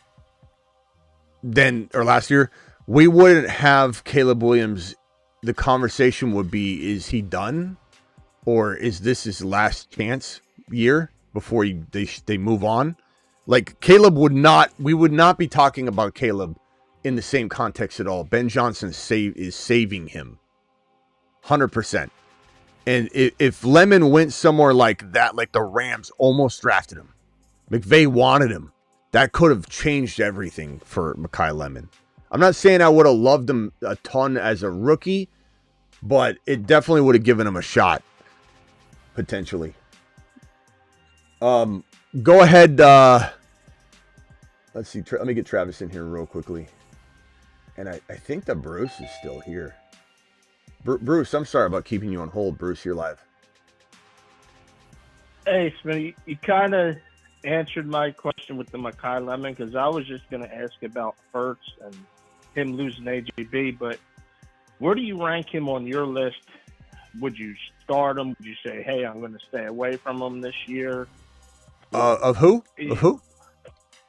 Jalen Hurts. I mean, I like Hurts. I don't think Hurts. I mean, in fantasy he runs a lot, so I like him in fantasy. I don't like him as an NFL quarterback, but I like him in fantasy. But I just find myself drafting other quarterbacks more times than not. I think if I've got Hurts in a super flex, I'm happy. If I've got him in a 1 QB and I was stacking like crazy and I'm expecting QB, I don't know, 7 numbers, I'm fine with that. Like if I drafted him for that and I got him in round 7 and I'm getting QB 7 numbers, I'm fine. He's serving his purpose. I'm not running away from that, but I typically will have another player on my roster as my quarterback 8 times out of 10 than Jalen Hurts, I would say. Okay. Yeah, I was just like, you kind of answered it when it was like you get 2,900 yards. I'm like, oh, man. I was like, maybe I did say brought up a bad thing because I was like, maybe he really isn't worth being like your starting quarterback. I mean, he is just like Stafford's hard to trust because of his back, but would I rather Stafford over Hurts? Yes. But there's some risk there with both of them.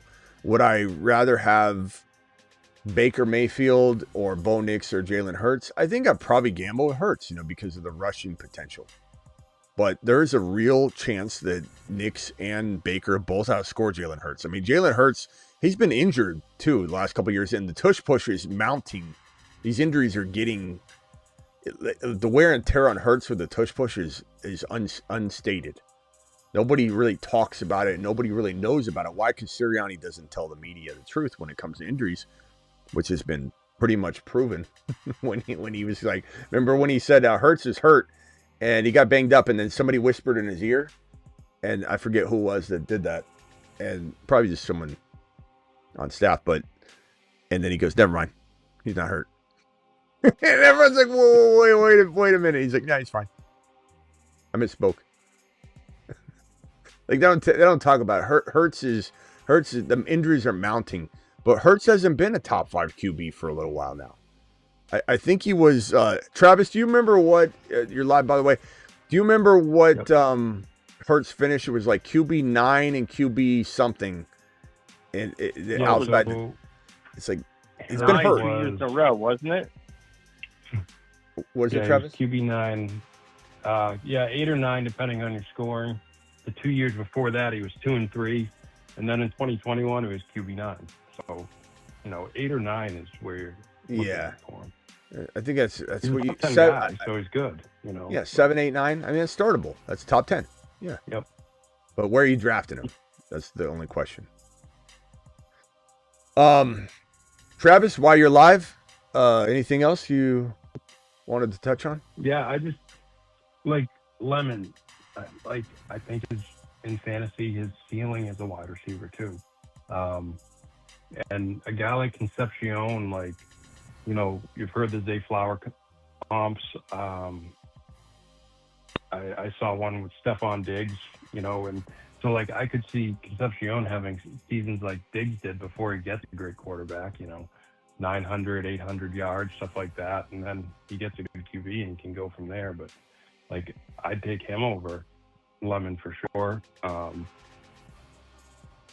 Like you said, in terms of NFL, I'd take a shot on a guy like Bell because I feel like I can find guys like him. What about Malachi Fields? Would you take Malachi Fields? It's close. I don't know. They're both the same for me. What about Brazel? They're so different. Yeah. I'll take a shot on Brazel just because of the speed. And then of course you've got Tate. You've got Tyson. I like Hurst. I like Ted Hurst better than Lemon. So you got you said Fields maybe or no? Yeah, I might. I worry a little about Fields in terms of his speed, but if he can show that, then great. I love everything else about him. Even if Fields wasn't on this list, you're talking about 1, 2, 3, 4, 5, 6 players. So he's QB. You can make an argument with all these guys. Yeah, right. You can argue with it.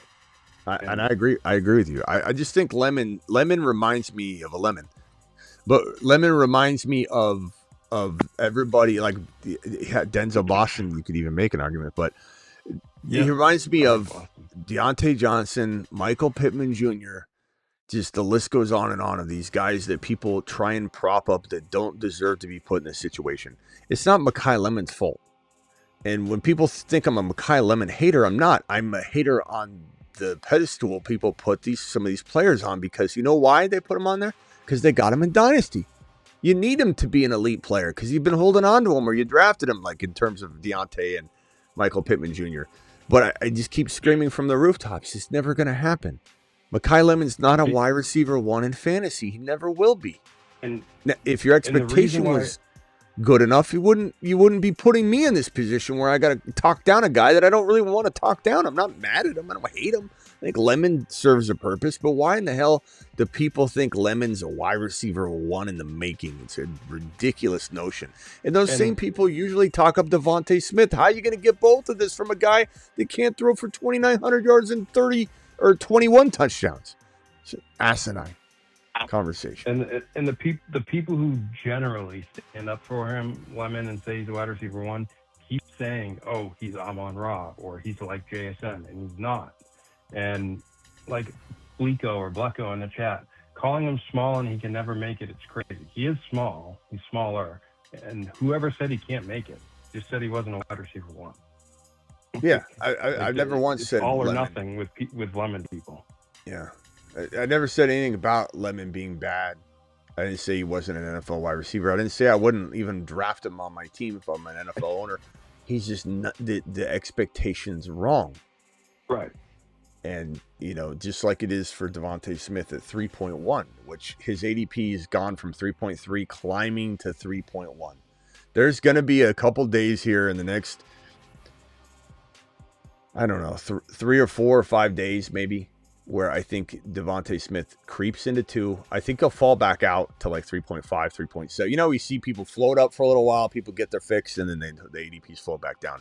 But Devontae Smith at 3.3 is crazy. Next year, Blico, you can say what you want, but like no one's reading what you're always you've been anti-show for a while. And no one's looking at this going, yeah, next year will be Lemon head videos. I'm ready for. No one's coming in here dropping Lemon videos, bro. Like your expectations too high. You need to settle on. Maybe he could be a fantasy football wide receiver 2-3. Maybe if everything. And as I just said, if you fell to like the Rams, it'd be different. Or he went to the Rams, it'd be different. But like, this is not the scenario where you want him to be. Even if you like him, this is not the scenario that's going to make him a star. You have too many people that love Devontae Smith for that to happen. How the hell is he? I don't know. It's wild. It's wild the crossover on this. It's Lemon. It's not Lemon. It's Devontae Smith. It's crazy, bro. Yeah, and I was just going to say, just on Tate, I can't quite put a finger on where his ceiling will be. I don't think he's a top 5 wide receiver, but he's so, like trustworthy and consistent. Like he's going to be a quarterback's best friend. He catches everything like you talk about. And it's just, those guys are so, they get a ton of targets and red zone targets because of that. Yeah, Tate's going to be glorious. Luis says Smith could finish top 5. What? LOL. I'm LOLing. Now, you don't get the LOL on that. I get the LOL on that. He's one of the best route runners in the NFL, bro. What? What are you talking about? What are you talking about? Oh, my God. Luis, come on, bro. Knows what he's talking about. One of the best route runners in the league. Bro hasn't taken a snap yet and has nothing. Like sometimes we say that, like Gibbs is going to be the best receiving back in the league and he hasn't taken a snap yet. But I can say that because it happened. Like the things I'm saying are going to happen. Very high likelihood. So there's a big difference. Like those things have been happening. Lemon, best route runner in the league. Give me a break. Give me a break. How can you even have that? How can you even say that?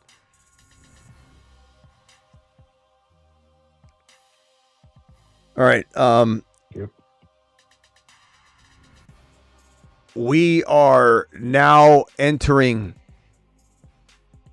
the 60-second show closing zone. Who's on the phone now? Rock out. What do you got real quickly? What do you hear? What do you say? Yeah. When the ADP is so out of whack, how do you navigate it when like mediocre players are pushed up and like just the good players you want are like way pushed down, so you have to keep scrolling down and down and down? Kind of like what I did where I said, I'm going to go the direction of bully tight end instead of forcing a receiver where I didn't, I think you just need to resort to the best player available mentality to the best of your ability. When you get to a place where you're like, I don't like any of these guys. Yeah. I'm going to go Pitts in, with Fannin in the best ball sense or bully. Like I went bully QB when I got to that stage where I didn't like anything that was left. And so I said, let me just grab Drake May here and add it to Josh Allen, and I bully QB'd that thing. So you just got to play it by ear. It's hard to do that kind of thing when you're in a non-best ball bully QB, but you can go in other directions. But it's just case by case. There's no way to give you like a recipe for it. Yeah. There's there's definitely going to be some players that, like, if you're drafting, you know, like during the preseason and the guys should be flying up to ADP, but ADP hasn't adjusted. You know, once you get past, like, I don't know, round 7, 8, whatever, like, there will be some guys you're going to reach a few rounds on with crappy ADPs. That, from my experience anyway. People will say, oh, you reached too far, but that'll be because you just got to them before they did. Luis, that's case by case. yeah. Like Smitty said. Luis is saying you want this to go on for a while. Look, Luis, you drop a super chat. We can have the Devontae Smith conversation as long as you want. Or I'm sorry, the Lemon conversation. We beat the Devontae Smith conversation like a dead horse. I don't even mind repeating that if you want to extend it. The extenders is just bonus material, like it's a bonus show. It can end now, or we can just beat a dead horse on something. I don't care. But we haven't beat a dead horse a ton on the Lemon. So I'll wait here for a second just in case you want to drop an extender and have a deeper Lemon conversation. But I think he was talking about Smith. Either way. I mean, the show ends or we talk more Devontae Smith. Like, is anybody really going to complain that we talk more Devontae Smith? No, because the show would end if it didn't. Plus, we're having different comparisons and ways of love Claiborne. Love Claiborne, bro. Who said that? Yeah, we love him, bro. Real estate, we love him. We talk about Claiborne. Claiborne's a mid-season monster right here. Got him right on the mid-season monster board, don't I? Yes, I. Where's Clay? Yeah, there he is in the middle of the board. Claiborne's a absolute mid-season monster. Beat a dead horse. Beat the drum. Yeah. If you want, I'll wait here a second in case Luis wants to. Okay, Luis dropped a 20. He says for Mike. So extender. We didn't think we were gonna. I stayed a little longer. There we go. Extender. 5-minute extender. The show has just been extended 5 minutes due to a $20 super chat. So, 5-minute extender. Let me put it up on the board here. Thank you, Luis. Appreciate you dropping that extender. So it's about Devontae Smith. He wants to have the. I thought he wanted to talk about Lemon. Well, he said for Mike. So. Yeah, if he said it's for me, it's definitely not for Lemon. Definitely not for Lemon. Okay, so what do you want it to be then? He was saying he was asking if I wanted to continue on the Devonta Smith. I mean, I feel like I've said everything that needs to be said. Personally, I do agree with him. I do think he's one of the top route runners. But like I said, I just want to get to the season. At this point, there's nothing else I can say to convince you guys. Obviously, we stand where we stand. So. Hold on, I'm confused. Devontae Smith, you said, is one of the best route runners. He said Lemon, didn't he? Luis? Didn't Luis say that about Lemon, or he's saying that about Devontae Smith? I guess I'm wrong. I don't know. I guess I'm wrong. Though, but Travis can look it up. Travis is like a researcher in chief. He said. Or Luis. Smith. He did say Devontae Smith could finish top 5. He's one of the best route runners in the NFL. Okay, so let me take a lap on that first of all, because I thought Luis, we were talking about Lemon, and so Luis, I apologize if that. Thank you, Luis, for that super chat on Rumble, by the way.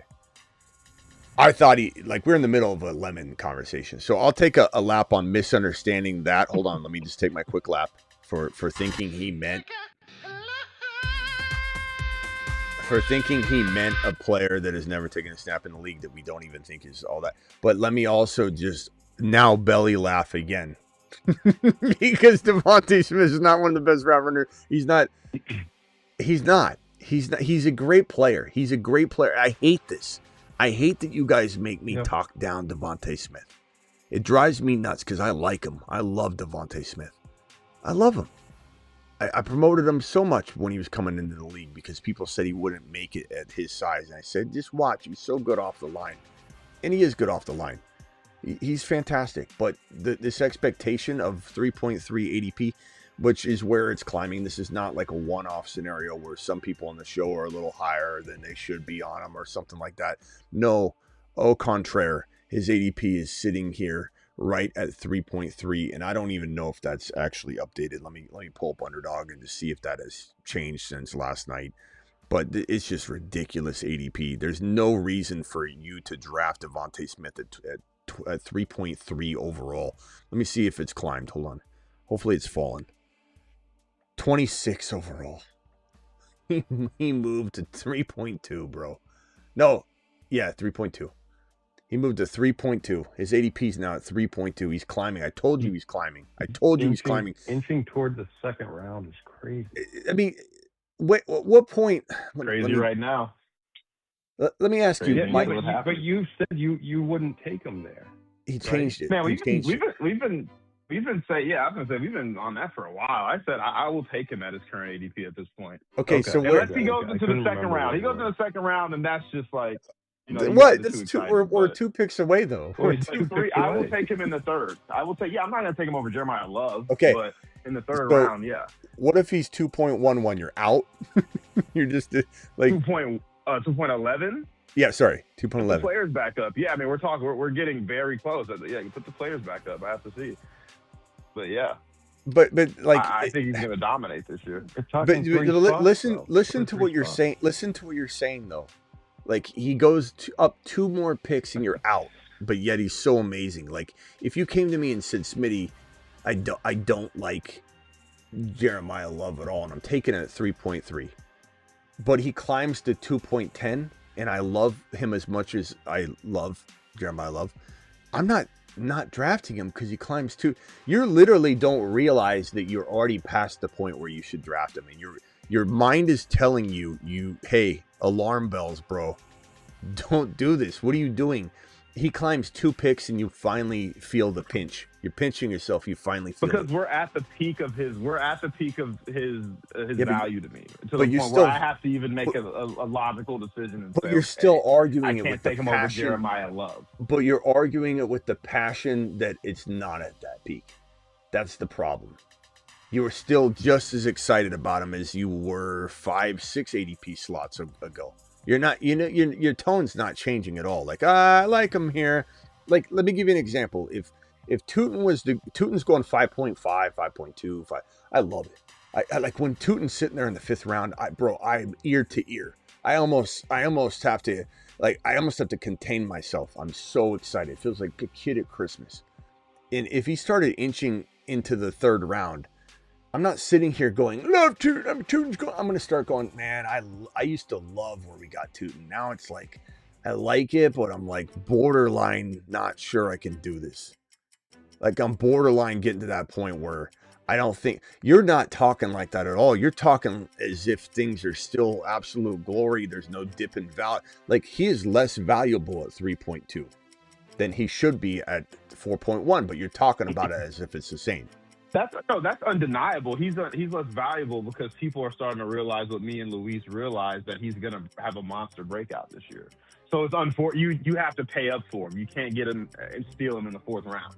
That's what I'm saying. But when you get into the 2nd round, I mean, if you put the ADP back up on the board, I can't take him over Jeremiah Love. There's too much The show. upside there.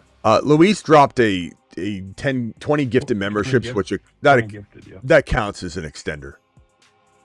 Okay, let me just tell you that. Here's what Luis. Here's my opinion on that, and I could be wrong. Luis.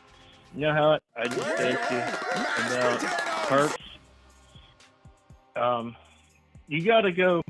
This is just my opinion. You got to go based off the quarterback. Look what Hurts did when A.J. Brown was there. He didn't do a whole lot. Now you lose A.J. Brown. You say, hey, you're moving to the 1. Oh, well, you expect him to do more. How can you expect Hurts to do more?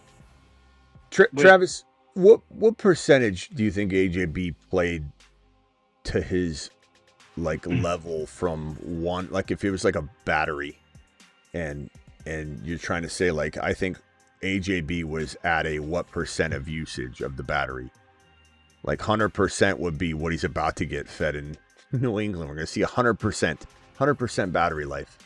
I mean, all right. Well, 70, say 65. Yeah, I was going to say like 65 or 70. Yeah. Like when he first got there, we saw like a 90%.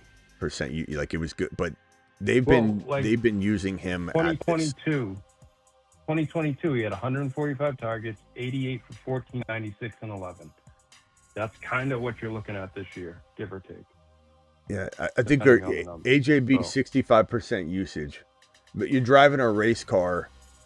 But Just to intervene, you can't say that in 2024 when Barkley has 2,000 yards. I mean, that's just something's got to give. Why? That's something's got to give.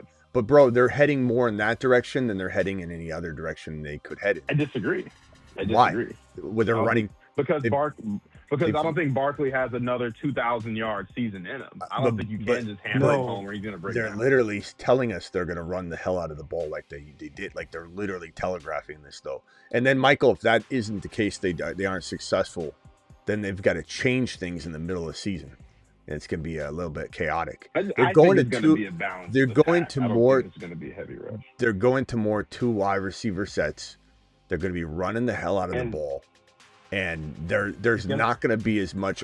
The way I look at this in 2026 is that, yes, AJB departing gives you all this work back potentially, or this target share, but then you're essentially cannibalizing some of that because of the changing offense. And so ultimately AJB leaving, instead of giving back this tremendous amount of target share, it actually dips back down and probably is just slightly advantageous to DeVonta Smith. Not to mention you're adding Lemon, who I don't think is going to be a superstar, but he's taking some of that volume of AJB back, away. And then you add Stowers, you add Wicks, you add Hollywood Brown. And you could say any one of those players isn't going to hold back DeVonta Smith, but then you saying that proves that you're not listening, because I'm not saying that. What we're saying is the overall totality of what they've added to the room: Wicks, Hollywood, Lemon, Stowers, bringing Goddard back, making sure that they've backed Goddard up in case Goddard goes down, Stowers goes in, and they're going to run the hell out of the ball, and they're lining up more with 2 wide receiver sets instead of 3. How in the hell does this feel like DeVonta Smith goes into last year's offense as the number one in a they're trying to be pass heavy? It's not going to be the same. I think DeVonta Smith's going to be pretty good, just like he always is. But does he deserve the question? That is never the question. And if DeVonta Smith has a really good year, no one's happier than me, and I agree and predict that it will happen. The problem is he's creeping to the 2.12 ADP wise, and that, unfortunately, he can't earn. That's just the bottom line. This is such a tough ADP to earn for DeVonta Smith. There are so many players that are better that dip straight down all the way to the bottom of 3, where this guy should be a 4.1 player. But he's going now at 2.2. I see him float in that 2.12 to 3.3 territory all the time, as ADP just moved to 3.2 tonight. And it's dropping further. He's going to get to 2.12. And when he gets to 2.12, this man on the phone line, who I love, he's awesome. Love Mike from San Diego. Good dude. Disagree with him sometimes, but he brings the thunder. You're going to jump off this ship once he goes from 3.2 to 2.12. You're out like that. And you're an advocate. But you're an advocate. It doesn't make any sense, Mike. It doesn't make any. I'm not out on Love if he climbs 3 spots. You just said it with Tootin, right? Like, you got to be realistic. No, like, I said Tootin. There's too many monsters in the second round. I said if Tootin climbed from 5 to like the 3.1. If Tootin climbs 4 spots tomorrow, I'm still all in. Nothing changes for me. The problem is you aren't adjusting to the ADP. You're saying to yourself, this is a steal. He's going to be a monster. Instead of, you should be saying, Mike, this is getting borderline. He's not as valuable anymore at 3.2. You're not saying that. You're not adjusting anything. What I'm saying is he was a steal at 4.1. You're not. No, Smitty, what I'm saying is he was a steal at 4.1. I like him at 3.5. 3.1, 2.12 is starting to push it. 2.12 is starting to push it.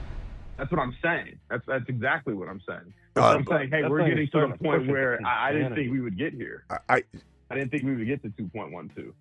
That's risky.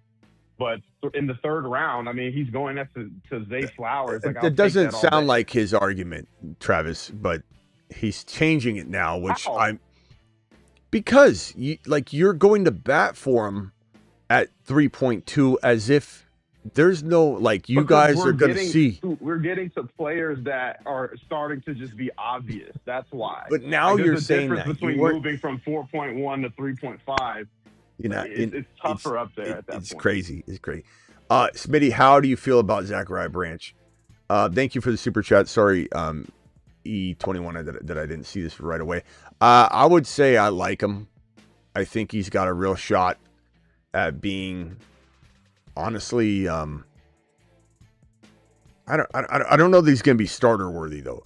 You know what I mean? Like I like him, but I think he's going to be. We got Luis dropping an extender.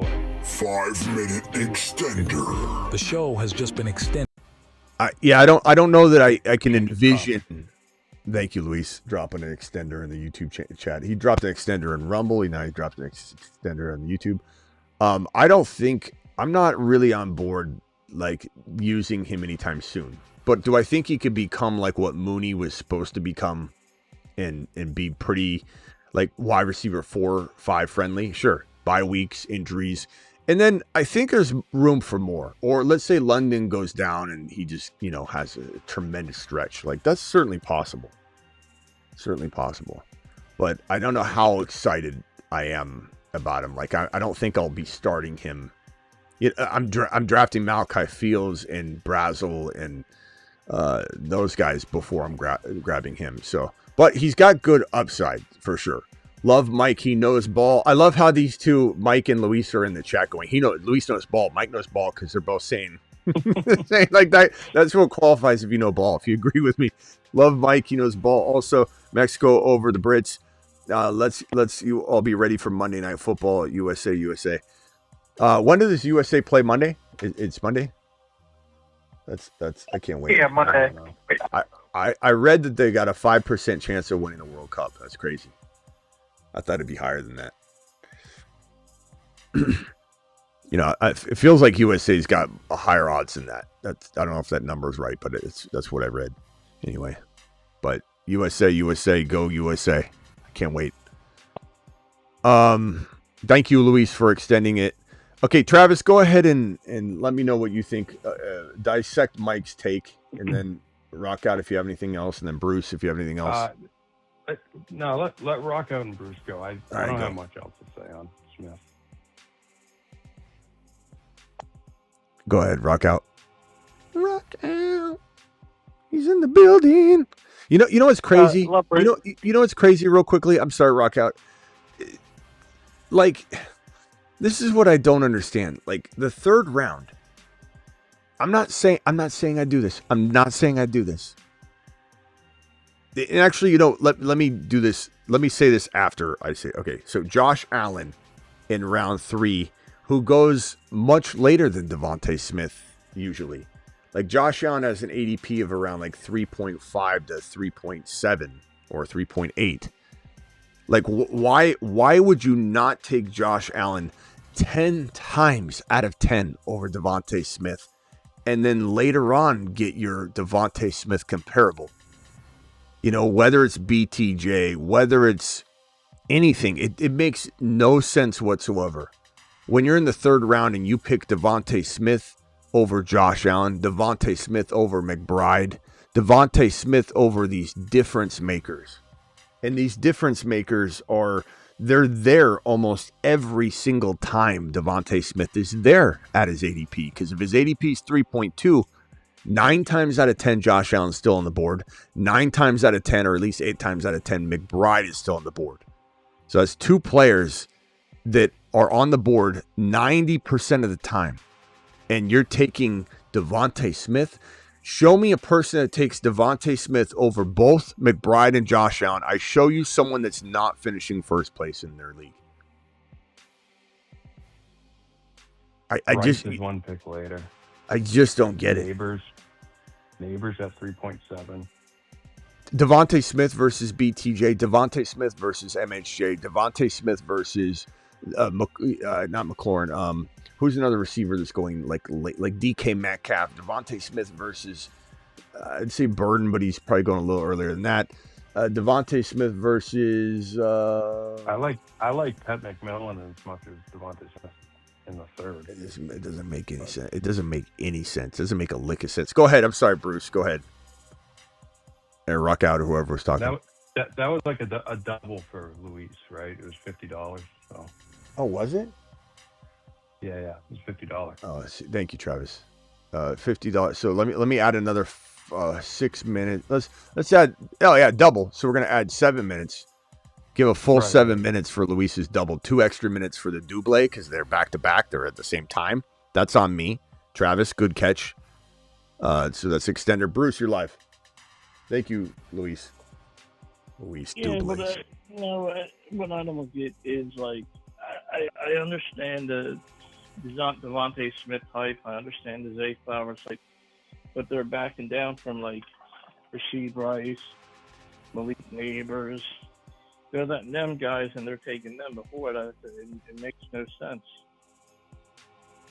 Now I've seen the draft where a guy took could have been on this channel, went Flowers and then Smith, but Neighbors and Rice were still on the board. It made no common sense.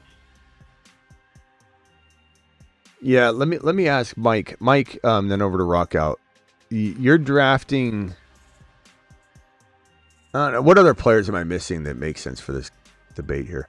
So Rice, Neighbors, McBride, Josh Allen. You're taking Devontae Smith how many times out of 10 over these 4 guys? I'm taking him. I would say I'm taking him 10 out of 10 over everyone but Allen. Allen, you make a great. I can't really argue against that because he gives you such a position advantage. 10. But I don't. Over every Neighbors. I'm staying away from Neighbors. Neighbors is a personal. I'm staying away from this year. I don't like the knee. I could understand. I could understand that like in one off, but you're telling me 10 out of 10 times you're avoiding Neighbors. You wouldn't take them 1 or 2. Come on, man. No, I wouldn't take Neighbors this year. That's me though. He's just digging in it. Not worth the risk. I think the uproar you have for Devonta Smith in the 3rd round, you could have for Neighbors right now until we get an actual good report. But the thing is, the thing is, he's a 1st-round player. The thing is, I'm logical about it though. Like, listen to the way I break this down. If I'm drafting in the 3rd round, and you just saw me do a draft, I think I still have it up. I did not take Neighbors in this draft. I took Josh Allen instead, and you're going to find me making sure that I do a proper rotation because of the risk factor. Like if Neighbors goes down, I don't want all my teams wiped out.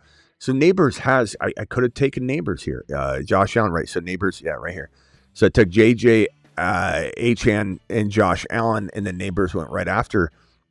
So I'm being careful about it, but it's crazy to me that you're telling me out of 10 drafts, you wouldn't take Neighbors in one of those, not 10%. It's a 2-round discount. It's just I commit to discount on a 1st-round player.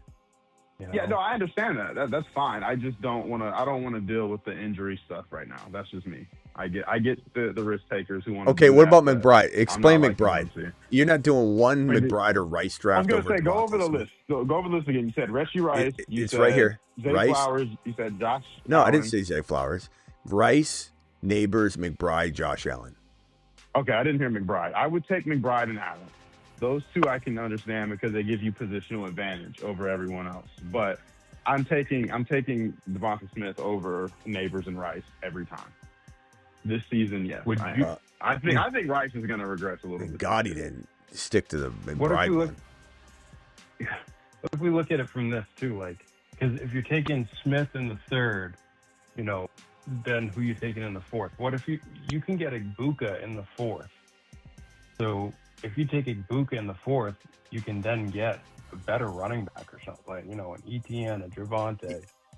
You could take the Allen, the McBride, all those guys you could take in the 3rd, and then just taking Ibuka in the 4th. I just don't. Yeah, I don't get it. I mean, Smith brings no upside to the table at 3.1, 3.2, 3.3. He did at 4.5, 4.1 maybe.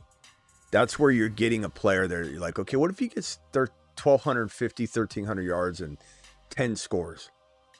What if he does get that? Then at 4.1, that's pretty damn good. Okay, I like him there, and that's where somebody says, Smitty, where do you think he's good? 4th round? Yeah, Devontae Smith in the fourth, just like when Ted McMillan was breaching high round three earlier this offseason, I said, what in the hell are you all doing? Now Ted McMillan's dropped very far, and he's a good pick all of a sudden. Like, that's the way Devontae Smith needs to go. If Devontae Smith doesn't fall into the fourth round later, all these people that keep, I'm going to be so happy to keep letting people grab. It's just moving players down for me. I'm ecstatic about it. The truth of the matter is Devontae Adams, who goes at pick 50, is a player I want more than Devontae Smith. I want Devontae Adams over Devontae Smith. I want, like Travis said, Igbokwe. I want DJ Moore. Mike Evans. You want Mike Evans? Mike Evans. I want BTJ more than Devontae Smith. Lad McConkey, too. And you can't laugh at the BTJ one because Lad, good one, Lad. Of course, Lad. Yeah, that's the problem. Is Mike? I'm not taking Devontae Smith till Lad's off the board. I'm definitely not expecting Smith to drop to BTJ's ADP. Let me just emphasize that. But I'm certainly not touching Devontae Smith until Evans, Lad McConkey. Like Devontae Smith deserves to go where questionable Hendy and Bucky go. Like, those are questionable picks that have lots of upside. Devontae Smith next to Bucky and Hendy, that's where in the regular universe, not the Spider-Verse alteration that we're in right now, that's where Devontae Smith's Waddle going. Too? So you're taking that No, means you're taking Waddle over Devontae. Waddle. I wouldn't draft Waddle. I'm looking at the 80. I don't care about the ADP. Waddle. No way. I'm not drafting Waddle in the fourth round or third round. You out of your mind? I'd take him in like late 5, but he's not going to go there. So I'd take him over Smith, though. If I had to choose, I'll take. I could see him being equal.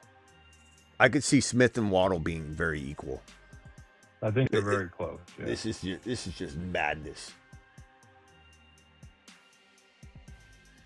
Well, we'll find out eventually. I think what me and Luis, I think the disconnect between us and you guys is we see Devonta Smith as just a much bigger talent than you guys. And I've also, if we're going to talk recent news, I look at him. He's also put on some bulk, which is usually a good sign for someone about to take over that one spot. He's up to 107. I think this guy's going to have a monster season, and he's bro. They took a hose. Over the last 5 They years. took a hose out and watered him down. They watered him down and put him on a scale. Like, even if he gains a little bit of mass, he's going to, unfortunately, with his frame and the length of time that he's been the weight he's going to burn it right off. This is why Ted McMillan couldn't keep weight on last year. I don't think Devontae Smith can hold that kind of weight. And even if he did, it's not always good. It can be good or bad. The problem is when a player changes their weight deep into their career, and Devontae Smith is not a spring chicken. He's not an old man, but he's not a spring chicken. You play at a different weight, you get hurt. I'd almost be willing to bet that if Devontae Smith plays at a much heavier weight, we're talking like 10 pounds plus, he will get injured. He will get injured if he plays 10 pounds heavier. He will get injured because a lot for him. You're carrying around too much weight that you're not used to when you're so versed in your own skin. Yeah. Well, I don't think he needs to gain 10. I don't know what the numbers is, but I think like 5 to 7 is fine for him. I think that's fine. You can burn it off. I guess burn that off. The last thing I'll say is, like, the reason why I'm taking the chance on Neighbors over Smith, like, I don't know, 7 out of 10 times, maybe 8, is because I can then draft an MHJ, BTJ, DK Metcalf, Parker Washington in that 6th or 7th round to be my wide receiver too. That's the other thing. Like, you have to draft Smith as basically your wide receiver 1 or go wide receiver. Like, maybe you can get away with it, but you're risking, depending on where you pick, there being a run on running back. Yeah, Rock. You could go running back Smith. I could see that. I would never do that. That's then he has to be your one. That's a losing team. You're playing for a third place, maybe. If you draft Smith as your wide receiver 1, that's trash. That's so dangerous. That's trash. I mean, who are your running backs 1 and 2 though? I mean, if you're going robust RB, you'd have to have Love and Gibbs and then Devontae Smith. Like, you're botching it. You're botching it. I think that's a nice start. But that's I think so. I think it's a trash start. Like God, I've seen it before, and I'm like, God, that guy botched through 1.1. Because then you're, at best you're getting, an Evans or an Ibuka, which All right, is fine. guys, rules are rules. The timer's up. Rock out 10 seconds. Yeah, people forget the Eagles' offense is not a high-volume pass offense, and the coordinator that's coming into the offense is like spreading the ball because he's coming from the Packers frame. I'm not saying it's going to be the same thing, but it could possibly be the same thing because he's giving to Goddard, Stowers, Smith, Wicks. Bottom house. All right, thank you, Rock. Rock out, appreciate you. Bruce, did you have a final 10 seconds? It was a good show, and you know what? I'm not a big believer in Smith this year, but we shall see. All right, thank you, Bruce. Appreciate you. Travis, final 10 seconds. Yeah, just if you want Smith as your wide receiver 2, I'm fine with it. But I do not want him as my wide receiver 1, and I do not want him in the 3rd round. So. Yep. Thanks, appreciate you. Thank you, pal. Mike, final 10 seconds.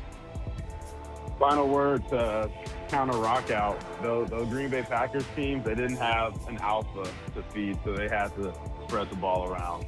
It's a little bit different here. I think Devonta Smith's an alpha, and you guys, we're going to have some great content come football season. I can't wait me and Luis are going to be doing laps. Oh, my goodness. Yeah, big laps. Big laps. All right, later, bro. In a good way. Yeah. Later.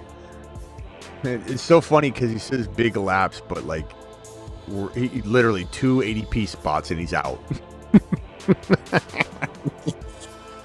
This doesn't make any sense. It doesn't make any sense at all. If Jeremiah Love climbs 2 ADP spots, I'm not out. If Bashal Tootin climbs 10 ADP spots, I'm not out. Devontae Smith is knocking on the door of Michael being out on Devontae Smith, and he's coming for everybody. Oh, it's crazy. The part is he's not. He's still defending as if he's not backing off his stance. He's still talking as if he's league winning from 3.3. And if you're 2 spots away from being out, how can he be league winning? It doesn't make any sense at all. I appreciate Michael. Michael's the man. Michael from San Diego, thank you. Luis, appreciate you with the extenders. Luis really kept the show going today.